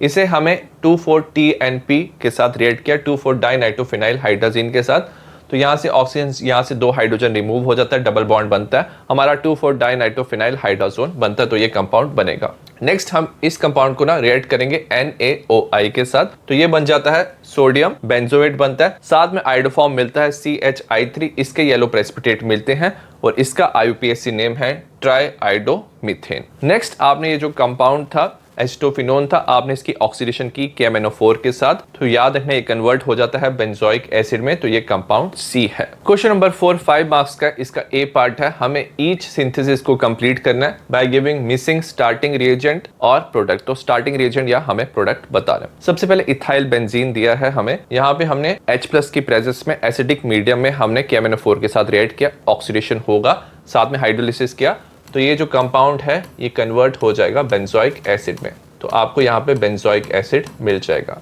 नेक्स्ट यहाँ पे डबल बॉन्ड है CH2 है, इसे हमें CHO में कन्वर्ट करना है, तो सबसे पहले अल्कोहल में इसे कन्वर्ट करेंगे और उसके बाद ऑक्सीडेशन से इसकी एल्डिहाइड हम बनाएंगे, और हम चाहते हैं इस कार्बन के साथ OH ग्रुप जुड़े, तो हम एंटी मार्कोनिकॉफ रूल फॉलो करना चाहते हैं, तो हम यूज करेंगे B2H6 डाइबोरेन यूज करेंगे in presence of H2O2 OH negative, तो ये हाइड्रोबोरेशन ऑक्सीडेशन रिएक्शन होगा। तो यहाँ पे जो ये कंपाउंड है इसके साथ CH2OH ग्रुप आ गया। नेक्स्ट हम माइल्ड ऑक्सीडाइजिंग एजेंट आप PCC के साथ रिएक्ट कर सकते हो, तो ये एल्डिहाइड में कन्वर्ट हो जाएगा। नेक्स्ट हमें ये कंपाउंड दिया, यहाँ पे CHO है, एल्डिहाइड है, यहाँ पे कीटोन है, और यहाँ पे आपको दिख रहा है टॉलिन्स रिएजेंट्स अमोनिका सिल्वर नाइट्रेट, तो ये जो एल्डिहाइड है इसे ये ऑक्सीडाइज कर देता है, कीटोन के साथ ये रिएक्ट नहीं करेगा, ये माइल्ड ऑक्सीडाइजिंग एजेंट है। हमें मिलेगा COO नेगेटिव, साथ में आपको सिल्वर मिरर मिलता है, ठीक है, सिल्वर मिरर मिलेगा, साथ में NH3 प्लस वाटर मिलेगा, तो ये रिएक्शन है। बी क्वेश्चन है, हमें कन्वर्जन करना है, सबसे पहले बेंजल्डिहाइड से बेंजोफिनोन बनाना है। जो बेंजल्डिहाइड है सबसे पहले इसे बेंजोइक एसिड में कन्वर्ट करेंगे, ठीक है, हम K2Cr2O7 के साथ इसे रिएक्ट कर सकते हैं एसिडिक मीडियम में। आपने एसिडिक मीडियम में इसे रिएक्ट किया तो ये बना देगा बेंजोइक एसिड, बेंजोइक एसिड मिल गया। नेक्स्ट आप इसे रिएक्ट कर सकते हो SO2Cl2 से, तो इसमें OH की जगह Cl ग्रुप जुड़ जाएगा, हमारा बेंजोइल क्लोराइड मिलेगा, तो हमें बेंजोइल क्लोराइड मिल गया। अब ये जो बेंजोइल क्लोराइड आपको मिला ना, आप क्या करोगे, इसे रिएक्ट करोगे इस कंपाउंड को बेंजीन के साथ in presence of anhydrous AlCl3, तो ये है फ्रीडल क्राफ्ट असाइलेशन, तो Cl नेगेटिव जो है AlCl3 के पास चला जाएगा, ये जो कार्बन पे पॉजिटिव चार्ज है ये इस बेंजीन के साथ जुड़ जाएगा, तो हमें कंपाउंड मिल जाएगा बेंजीन के साथ C डबल बॉन्ड O, यहाँ पे बेंजीन जुड़ा होगा, ठीक है, तो आपको बेंजोफिनोन कंपाउंड मिल गया। सेकंड हमें बेंजल्डिहाइड से 3-phenyl प्रोपेनॉल बनाना है, तो हमने बेंजल्डिहाइड लिया, इसे हम रिएक्ट करेंगे CH3CHO से, हम इथेनॉल से रिएक्ट करेंगे, क्रॉस एल्डोल कंडेंसेशन करेंगे in presence of dilute NaOH, तो इसमें क्या होगा, जो CH2 है इस कार्बन पे जुड़ेगा, यहाँ पे ऑक्सीजन पे हाइड्रोजन चला जाएगा, OH हमारा बन जाएगा, ठीक है, तो ये जो कार्बन है ये हो जाएगा CH, इसके साथ OH जुड़ जाएगा, ये बन जाएगा CH2CHO, ये कंपाउंड बन गया। इसको जब आप हीट करोगे तो यहाँ से वाटर रिलीज हो जाएगा, हमारा बन जाएगा यहाँ पे CH डबल बॉन्ड CHCHO, ये कंपाउंड बन गया। तो अब ये जो कंपाउंड बना है इसमें हम क्या कर सकते हैं, हाइड्रोजन ऐड कर सकते हैं, रिडक्शन करेंगे इन प्रेजेंस ऑफ PD। अब इसमें जब रिडक्शन होगा तो याद रखना ये डबल बॉन्ड भी रिड्यूस हो जाएगा, एल्डिहाइड ग्रुप भी रिड्यूस हो जाएगा, तो इवेंचुअली आपको जो कंपाउंड मिलेगा वो होगा CH2CH2CH2OH। आप नंबरिंग करोगे तो 1 2 3 ये हो जाएगा 3-phenyl propanol. Question number 5 5 marks का है, इसका फर्स्ट पार्ट है, हमें आइडेंटिफाई करना है A B C in the reaction.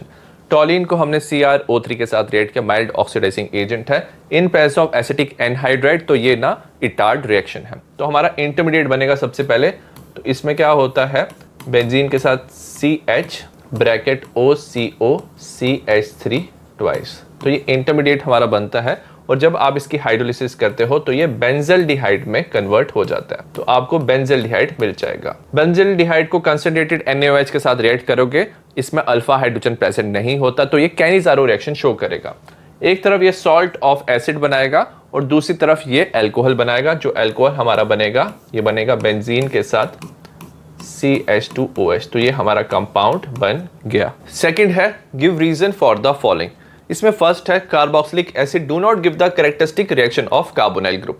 अगर हम कार्बोनाइल ग्रुप की बात करें, कार्बन पे डेल्टा पॉजिटिव चार्ज होता है, तो न्यूक्लियोफाइल का अटैक होता है, तो इसमें न्यूक्लियोफिलिक एडिशन होता है, बट कार्बोक्सिलिक एसिड ये रिएक्शन नहीं देते।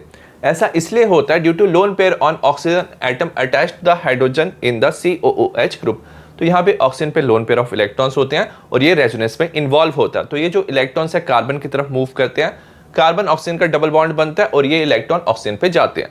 अब इलेक्ट्रॉन कार्बन की तरफ मूव कर रहा है, सो एज ए रिजल्ट जो डेल्टा पॉजिटिव चार्ज है कार्बन का वो कम हो रहा है, तो जो कार्बन है लेस इलेक्ट्रोफिलिक होता है। सो दैट्स वाई जो कार्बोक्सिलिक एसिड है वो कैरेक्टरिस्टिक रिएक्शन नहीं देते कार्बोनाइल ग्रुप के। सेकंड है इथेनॉइक एसिड जो है वो स्ट्रॉन्गर एसिड है एज कंपेयर टू इथेनॉल। जो इथेनॉइक एसिड है, जब इसमें से हाइड्रोजन रिमूव करते हैं तो ये इथेनोएट आयन बनाता है। अब ये जो इथेनोएट आयन है इसमें रेजोनेंस हो सकता है। ये जो इलेक्ट्रॉन्स है ऑक्सीजन पे यहाँ पे जाएंगे, कार्बन ऑक्सीजन का बॉन्ड बनेगा, ये इलेक्ट्रॉन्स इस ऑक्सीजन पे जाएंगे, तो रेजोनेंस होने की वजह से ये जो आयन बनता है ये स्टेबलाइज होता है, रिएक्शन फॉरवर्ड डायरेक्शन में जाएगा और ज्यादा H+ रिलीज होगा। वेरस इथेनॉल ना इथॉक्साइड आयन बनाता है, साथ में H+ रिलीज करता है। इसमें सारा जो चार्ज है ना ऑक्सीजन में कंसंट्रेट है, तो ऑक्सीजन पे सारा चार्ज है, ये काफी अनस्टेबल है, कोई रेजोनेंस नहीं होता। सो दैट्स वाई इसमें जो रिएक्शन है फॉरवर्ड डायरेक्शन में नहीं जाता, इसमें कम हाइड्रोजन रिलीज होता है और जो इथेनॉइक एसिड है वो स्ट्रॉन्गर एसिड है as compare to ethanol. Question number 6 का फर्स्ट पार्ट है write the product in the following reaction. हमें प्रोडक्ट बताना है, 5 मार्क्स का क्वेश्चन है। इसमें हमें सबसे पहले दिया है twice of CH3COOH, ethanoic acid दिया, हमने P4O10 के साथ हीट करना है, तो इसमें दो मॉलिक्यूल आपस में कंबाइन कर जाते हैं, वाटर रिलीज करते हैं, तो इथेनॉइक एनहाइड्राइड बनता है। तो CH3 C double bond O C double bond O CH3, तो इथेनॉइक एनहाइड्राइड प्लस वाटर इसमें रिलीज होता है। नेक्स्ट हमें ना बेंजोइल क्लोराइड दिया, हमने CH3 ट्वाइस CD के साथ रिएक्ट करना है। अब इसमें CH3 पे ना डेल्टा नेगेटिव चार्ज होता है, क्योंकि ये मेटल है, इस पे पॉजिटिव चार्ज होता है, ये इस कार्बन पे अटैक करेगा, इसके साथ CH3 जुड़ जाएगा, हमारा एसिटोफिनोन बनेगा। तो बेंजीन के साथ C double bond O CH3 group हमारा जुड़ गया, तो एसिटोफिनोन बन गया, साथ में CdCl2 जो है वो बनता है। ठीक है, तो ये आंसर है। यहाँ पे हमें थैलामाइड दिया हुआ है, स्ट्रॉन्ग हीटिंग करते हो तो याद रखना इसमें क्या होता है, NH3 जो है वो रिमूव हो जाता है, तो अमोनिया का मॉलिक्यूल रिमूव हो जाता है और हमारा थैलीमाइड बनता है। तो अगर आप इस स्ट्रक्चर को बनाओगे, ये है C double bond O C double bond O NH, ठीक है, तो ये हमारा मॉलिक्यूल बनता है, इसे हम थैलीमाइड कहते हैं। सेकंड है write the reaction involve in the following, हमें रिएक्शन बताना है। सबसे पहले है वोल्फ किर्चनर रिडक्शन, तो जिन कंपाउंड में कार्बोनाइल ग्रुप होता है, चाहे एल्डिहाइड हो या कीटोन हो, तो वो ये रिएक्शन देते हैं।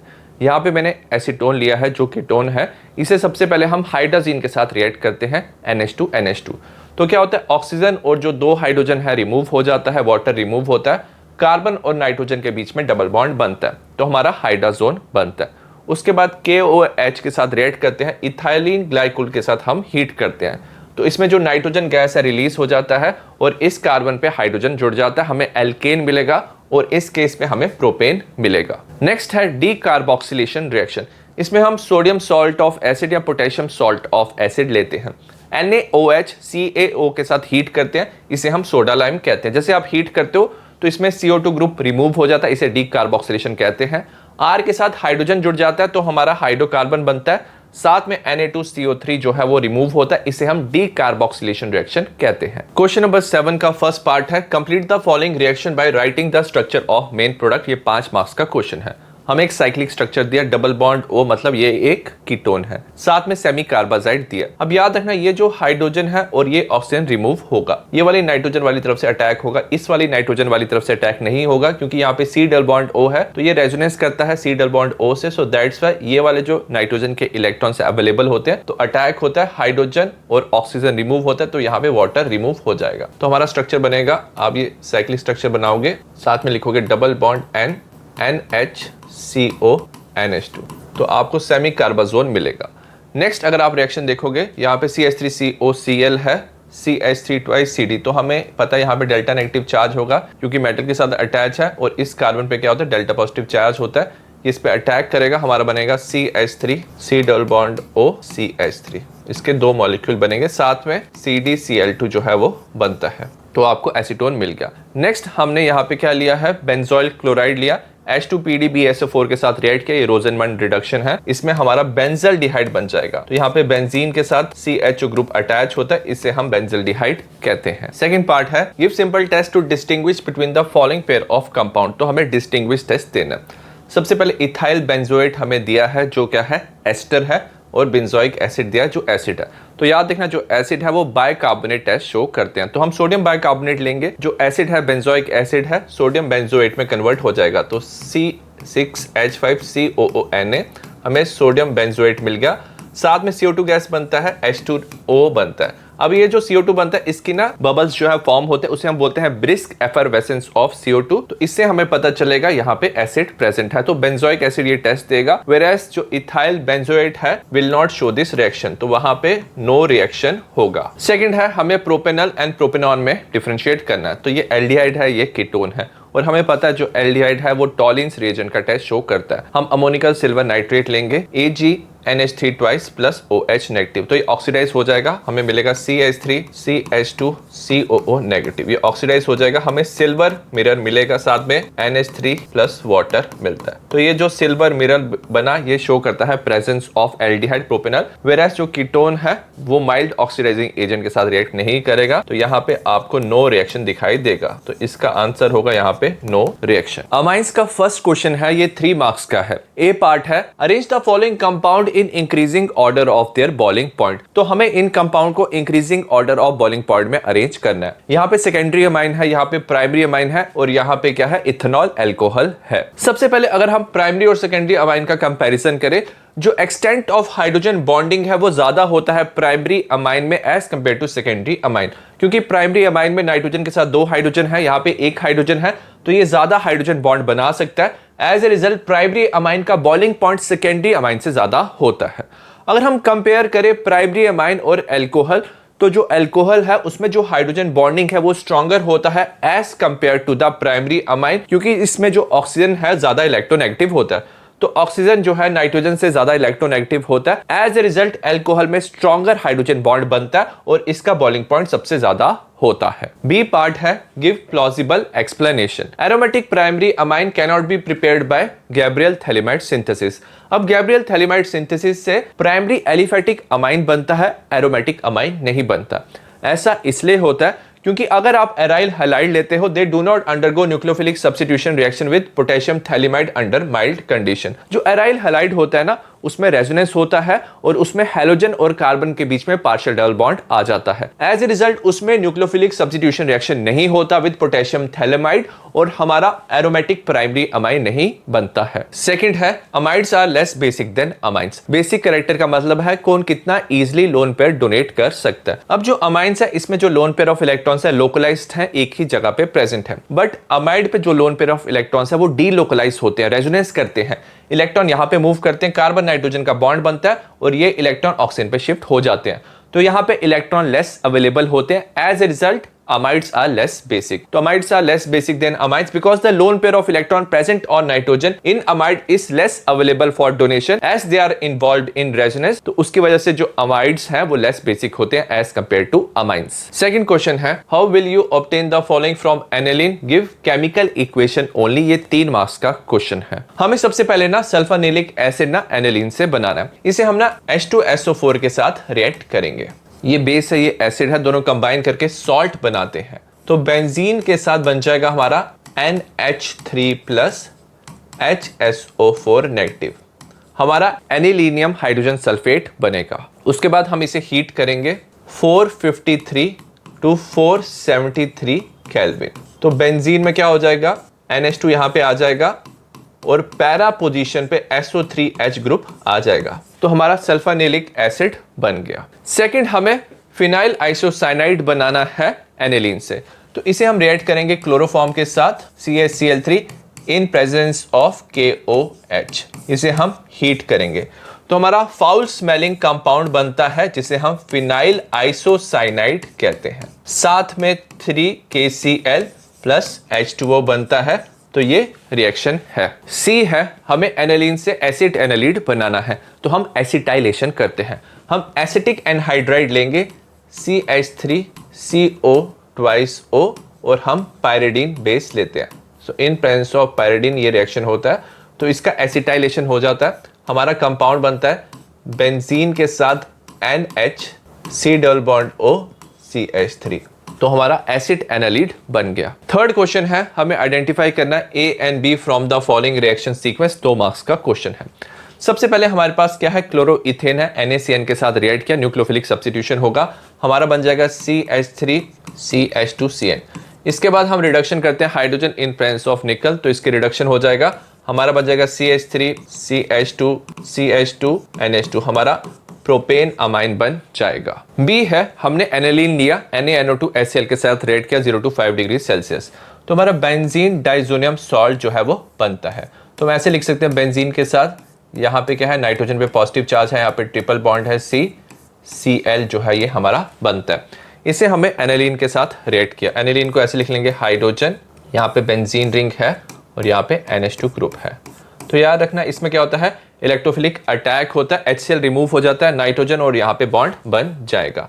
तो हमारा बन जाएगा बेंजीन के साथ nitrogen double bond nitrogen benzene, यहाँ पे NH2 ग्रुप आ जाता है। इस कंपाउंड को पैरा अमीनो एजोबेंजीन कहते हैं। सेकंड है, arrange the following compound as as, ये 3 मार्क्स का क्वेश्चन है। ए है, in decreasing order of pKb value. Decreasing order of pKb का मतलब है increasing order of basic strength, और हमें यहाँ पे 4 कंपाउंड दिए हैं। जो सबसे कम बेसिक है और जिसका pKb वैल्यू हाईएस्ट है वो क्या है, एनिलीन है। इसमें जो इलेक्ट्रॉन्स है रेजोनेंस करते हैं, डीलोकलाइज होते हैं, लेस अवेलेबल होते हैं। अगर इसके साथ CH3 ग्रुप जुड़ गया तो ये इलेक्ट्रॉन पेयर डोनेट कर सकता है, तो ये क्या होता है, ज्यादा बेसिक होता है। अगर हम प्राइमरी और सेकेंडरी की बात करें, यहाँ पे प्राइमरी एंड सेकेंडरी अमाइन है। सबसे पहले जो इलेक्ट्रॉन है वो लोकलाइज्ड है, एक ही जगह पे प्रेजेंट है। सेकेंडरी में याद रखना हाइड्रोजन बॉन्डिंग और इंडक्टिव इफेक्ट क्या होता है, दोनों होता है। तो एज कंपैरिजन टू प्राइमरी, जो सेकेंडरी है उसकी ज्यादा बेसिक स्ट्रेंथ होती है और इसका लीस्ट pKb वैल्यू होता है। बी है, increasing order of boiling point में अरेंज करना। ऑलरेडी ये हमने क्वेश्चन किया। हमारे पास एल्कोहल है, प्राइमरी अमाइन है, सेकेंडरी अमाइन है। सेकेंडरी अमाइन का जो बॉइलिंग पॉइंट है कम होता है क्योंकि नाइट्रोजन के साथ यहाँ पे 1 हाइड्रोजन है। प्राइमरी अमाइन में 2 हाइड्रोजन है, ज्यादा हाइड्रोजन बॉन्डिंग कर सकता है। और एल्कोहल का सबसे ज्यादा बॉइलिंग पॉइंट होता है क्योंकि यहाँ पे ऑक्सीजन इलेक्ट्रोनेगेटिव होता है। ज्यादा इलेक्ट्रोनेगेटिव होने की वजह से इसका जो हाइड्रोजन बॉन्डिंग है स्ट्रॉन्गर होता है और इसका हाईएस्ट बॉइलिंग पॉइंट होता है। सी है, increasing order of solubility in water. हमें यहाँ पे एनिलीन दिया है, सेकेंडरी प्राइमरी अमाइन दिया। जो एनिलीन है वो लीस्ट सॉल्युबल होता है क्योंकि इसमें जो बेंजीन वाला पार्ट है वो हाइड्रोफोबिक होता है, एज ए रिजल्ट ये लेस सॉल्युबल होता है। अगर हम सेकेंडरी और प्राइमरी अमाइन की बात करें, जो प्राइमरी अमाइन है नाइट्रोजन के साथ ज्यादा हाइड्रोजन है, वाटर के साथ ये ज्यादा हाइड्रोजन बॉन्डिंग बना सकता है, तो इसकी ज्यादा सॉल्युबिलिटी होती है। फिफ्थ है, how can you obtain the following from aniline, give only chemical equation. तो हमें केमिकल इक्वेशन देना है, हमें एनिलीन से पैरा नाइट्रो एनिलीन बनाना है। तो जो एनिलीन है सबसे पहले हम इसकी एसिटाइलेशन करते हैं CH3CO2O के साथ। एसिटाइलेशन करेंगे, हमारा एसिड एनालिड बन जाएगा। तो हमारा बन जाएगा बेंजीन के साथ NH C double bond O CH3 group. अब इसके हम क्या करेंगे, नाइट्रेशन करेंगे। किसके साथ करेंगे, H2SO4 HNO3 के साथ हम इसकी नाइट्रेशन करेंगे और हम पैरा प्रोडक्ट लिखेंगे क्योंकि वो मेजर क्वांटिटी में बनता है। तो हमारा जो पैरा प्रोडक्ट है यहाँ पे NHCO CH3 और यहाँ पे NO2। अब हम क्या करेंगे, हाइड्रोलिसिस करेंगे। आप एसिडिक और बेसिक मीडियम ले सकते हो। तो हाइड्रोलिसिस के बाद क्या होगा, हमारा यहाँ पे NH2 बन जाएगा और पैरा पोजीशन पे NO2 होगा, तो हमारा कंपाउंड बन जाएगा पैरा नाइट्रो एनिलीन। बी है हमें क्लोरोबेंजीन बनाना है फ्रॉम एनिलीन। सबसे पहले इसे डाइजोनियम सॉल्ट में हम कन्वर्ट करेंगे। हम NaNO2 HCl 0 to 5 degree Celsius हम इसे रिएक्ट करेंगे तो हमारा बेंजीन डाइजोनियम क्लोराइड बन जाएगा। उसके बाद हम इसे रिएक्ट करेंगे CuCl in presence of HCl, हमें क्लोरोबेंजीन जो है वो मिल जाएगा। नेक्स्ट हम फिनोल बनाएंगे एनिलीन से। इसे भी हम क्या करेंगे, NaNO2 HCl के साथ रिएक्ट करेंगे, NaNO2 HCl के साथ रिएक्ट करेंगे 0 to 5 डिग्री सेल्सियस, हमारा बेंजीन डाइजोनियम सॉल्ट जो है बन जाएगा। और इसे जब आप वाटर के साथ वार्म करते हो तो यहाँ पे नाइट्रोजन गैस रिलीज हो जाता है, हाइड्रोलिसिस होता है और हमारा फिनॉल बन जाता है। तो ये आंसर है। मॉलिक्यूल्स का पहला क्वेश्चन है, what is the hydrolysis product of sucrose and lactose. ये 2 मार्क्स का क्वेश्चन है। सबसे पहले जो सुक्रोज है ये डाइसैकेराइड होता है। जब आप इसकी हाइड्रोलिसिस करते हो तो आपको इक्विमोलर मिक्सचर मिलता है D+ ग्लूकोज का एंड D- फ्रक्टोज का। सिमिलरली जो लैक्टोज है ये भी क्या होता है, डाइसैकेराइड होता है। जब आप इसकी हाइड्रोलिसिस करते हो तो आपको इक्विमोलर मिक्सचर मिलता है βD galactose and βD glucose का। सेकंड क्वेश्चन है, what is meant by essential amino acid. Essential amino acid क्या होते हैं, why are amino acid amphoteric in nature. Amino acid amphoteric nature के क्यों होते हैं। अगर हम एसेंशियल अमीनो एसिड की बात करें, ये अमीनो एसिड होते हैं which can not be synthesised in the body. ये हमारी बॉडी में सिंथेसाइज नहीं होते, इसे हमें ऑब्टेन करना होता है थ्रू डाइट। इन्हें हम एसेंशियल अमीनो एसिड कहते हैं। एग्जांपल है वैलिन, ल्यूसीन। अब जो अमीनो एसिड है इसमें बोथ एसिडिक ग्रुप हो सकता है। एसिडिक में कार्बोक्सिल ग्रुप होता है, COOH ग्रुप होता है। बेसिक ग्रुप होता है, अमीनो ग्रुप होता है, NH2 ग्रुप होता है, एक ही मॉलिक्यूल में होता है। सो ये रिएक्ट कर सकते हैं एसिड और बेस दोनों के साथ। सो दैट्स व्हाई इनका एम्फोटेरिक बिहेवियर होता है। क्वेश्चन नंबर 3 है, write the reaction involve when D glucose is treated with the following reagent. ये 2 मार्क्स का क्वेश्चन है। हमारे पास D ग्लूकोज है, HCN के साथ हमने रिएक्ट किया। जो CN नेगेटिव है वो न्यूक्लियोफाइल है, तो कार्बोनाइल कार्बन पे ये क्या करता है, अटैक करता है, इसके साथ जुड़ जाता है। इलेक्ट्रॉन ऑक्सीजन पे शिफ्ट होते हैं और जो ऑक्सीजन है वो क्या करता है, मीडियम से हाइड्रोजन एक्सट्रैक्ट करता है। तो CH के साथ CNOH ग्रुप जो है वो जुड़ जाता है। तो इस कंपाउंड को हम ग्लूकोज साइनोहाइड्रिन कहते हैं। बी है विद ब्रोमीन वाटर। जब आप D ग्लूकोज को ब्रोमीन वाटर के साथ रिएक्ट करते हो तो ये माइल्ड ऑक्सीडाइजिंग एजेंट है। ये एल्डिहाइड को ऑक्सीडाइज करके कार्बोक्सिलिक एसिड बनाता है, COOH ग्रुप बनाता है और हमें ग्लूकोनिक एसिड मिलता है। क्वेश्चन नंबर 4 है, डिफाइन द फॉलोइंग टर्म। ये 3 मार्क्स का क्वेश्चन है। ए है native protein. Protein found in a biological system. जो प्रोटीन बायोलॉजिकल सिस्टम में पाया जाता है जैसे लिविंग ऑर्गेनिज्म में, with a unique 3 dimensional structure. तो इसका पर्टिकुलर 3 डायमेंशनल स्ट्रक्चर होता है एंड बायोलॉजिकल एक्टिविटी होती है, जैसे एग्जांपल है एंजाइम। तो इस प्रोटीन को हम नेटिव प्रोटीन कहते हैं। बी है न्यूक्लियोटाइड। न्यूक्लियोटाइड ऑर्गेनिक मॉलिक्यूल होते हैं दैट कंसिस्ट ऑफ, तो इसके 3 पार्ट होते हैं, nitrogenous base, pentose sugar and phosphate group. तीनों मिलके ना न्यूक्लियोटाइड बनाते हैं। They serve as a monomer of nucleic acid. तो जो न्यूक्लियोटाइड है वो कंबाइन करके न्यूक्लिक एसिड बनाते हैं, जैसे DNA और RNA। सी है एसेंशियल अमीनो एसिड। जो अमीनो एसिड सिंथेसाइज नहीं होते हमारी बॉडी में और इन्हें हम ऑब्टेन कर सकते हैं थ्रू डाइट, तो इसे हम एसेंशियल अमीनो एसिड कहते हैं। एग्जांपल है valine and leucine. Question number 5 है, how do you explain the following. ये 2 मार्क्स का क्वेश्चन है। ए है presence of aldehydic group in glucose. तो आप कैसे बता सकते हो कि ग्लूकोज में एल्डिहाइडिक ग्रुप प्रेजेंट है। तो जब ग्लूकोज की आप ऑक्सीडेशन करते हो विद माइल्ड ऑक्सीडाइजिंग एजेंट, जिसे हम ब्रोमीन वाटर कहते हैं, तो हमें ग्लूकोनिक एसिड मिलता है। तो ये ग्लूकोज है, यहाँ पे एल्डिहाइडिक ग्रुप है। तो जब आप ब्रोमीन वाटर लेते हो, ये माइल्ड ऑक्सीडाइजिंग एजेंट है, ये एल्डिहाइड को ऑक्सीडाइज करके COOH बनाता है और हमें ग्लूकोनिक एसिड मिलता है और ये शो करता है presence of aldehydic group. B है presence of 5 OH group in glucose. अब जो ग्लूकोज है on acetylation with acetic anhydride, जब आप उसे एसिटिक एनहाइड्राइड के साथ रिएक्ट करते हो तो इसका एसिटाइलेशन होता है और जो ग्लूकोज है पेंटा एसिटेट बनाता है। तो ग्लूकोज को हम एसिटिक एनहाइड्राइड के साथ रिएक्ट किया, ग्लूकोज में 5 OH ग्रुप होते हैं, तो ये एसिटिक एनहाइड्राइड के साथ रिएक्ट करके पेंटा एसिटेट, तो 5 एसिटेट ग्रुप यहाँ पे बनते हैं और ये शो करता है कि ग्लूकोज में 5 OH ग्रुप प्रेजेंट होते हैं। नेक्स्ट है क्वेश्चन नंबर 6, 3 मार्क्स का है। इसका ए पार्ट है, what is the difference between native protein and denatured protein. Native protein already हमने पढ़ा, जो प्रोटीन बायोलॉजिकल सिस्टम में पाया जाता है जिसका यूनिक 3 डायमेंशनल स्ट्रक्चर होता है और बायोलॉजिकल एक्टिविटी होती है, तो इसे हम नेटिव प्रोटीन कहते हैं। और जब आप नेटिव प्रोटीन को सब्जेक्ट करते हो to physical and chemical change, physical change जैसे टेम्परेचर चेंज कर सकते हो, केमिकल चेंज में पीएच चेंज कर सकते हो, तो हाइड्रोजन बॉन्डिंग डिस्टर्ब होता है। एज ए रिजल्ट जो प्रोटीन है वो लूज करता है अपनी बायोलॉजिकल एक्टिविटी, तो उसे हम डीनेचर्ड प्रोटीन कहते हैं। बी है which one of the following is a disaccharide, हमें बताना है कौन सा डाइसैकेराइड है, ग्लूकोज, लैक्टोज, अमाइलोज, फ्रक्टोज। तो जो लैक्टोज है वो क्या है, डाइसैकेराइड है। ग्लूकोज और गैलेक्टोज को मिलकर लैक्टोज बनता है। नेक्स्ट क्वेश्चन है write the name of the vitamin responsible for the coagulation of blood, coagulation of blood के लिए विटामिन के जो है वो रिस्पॉन्सिबल होता है।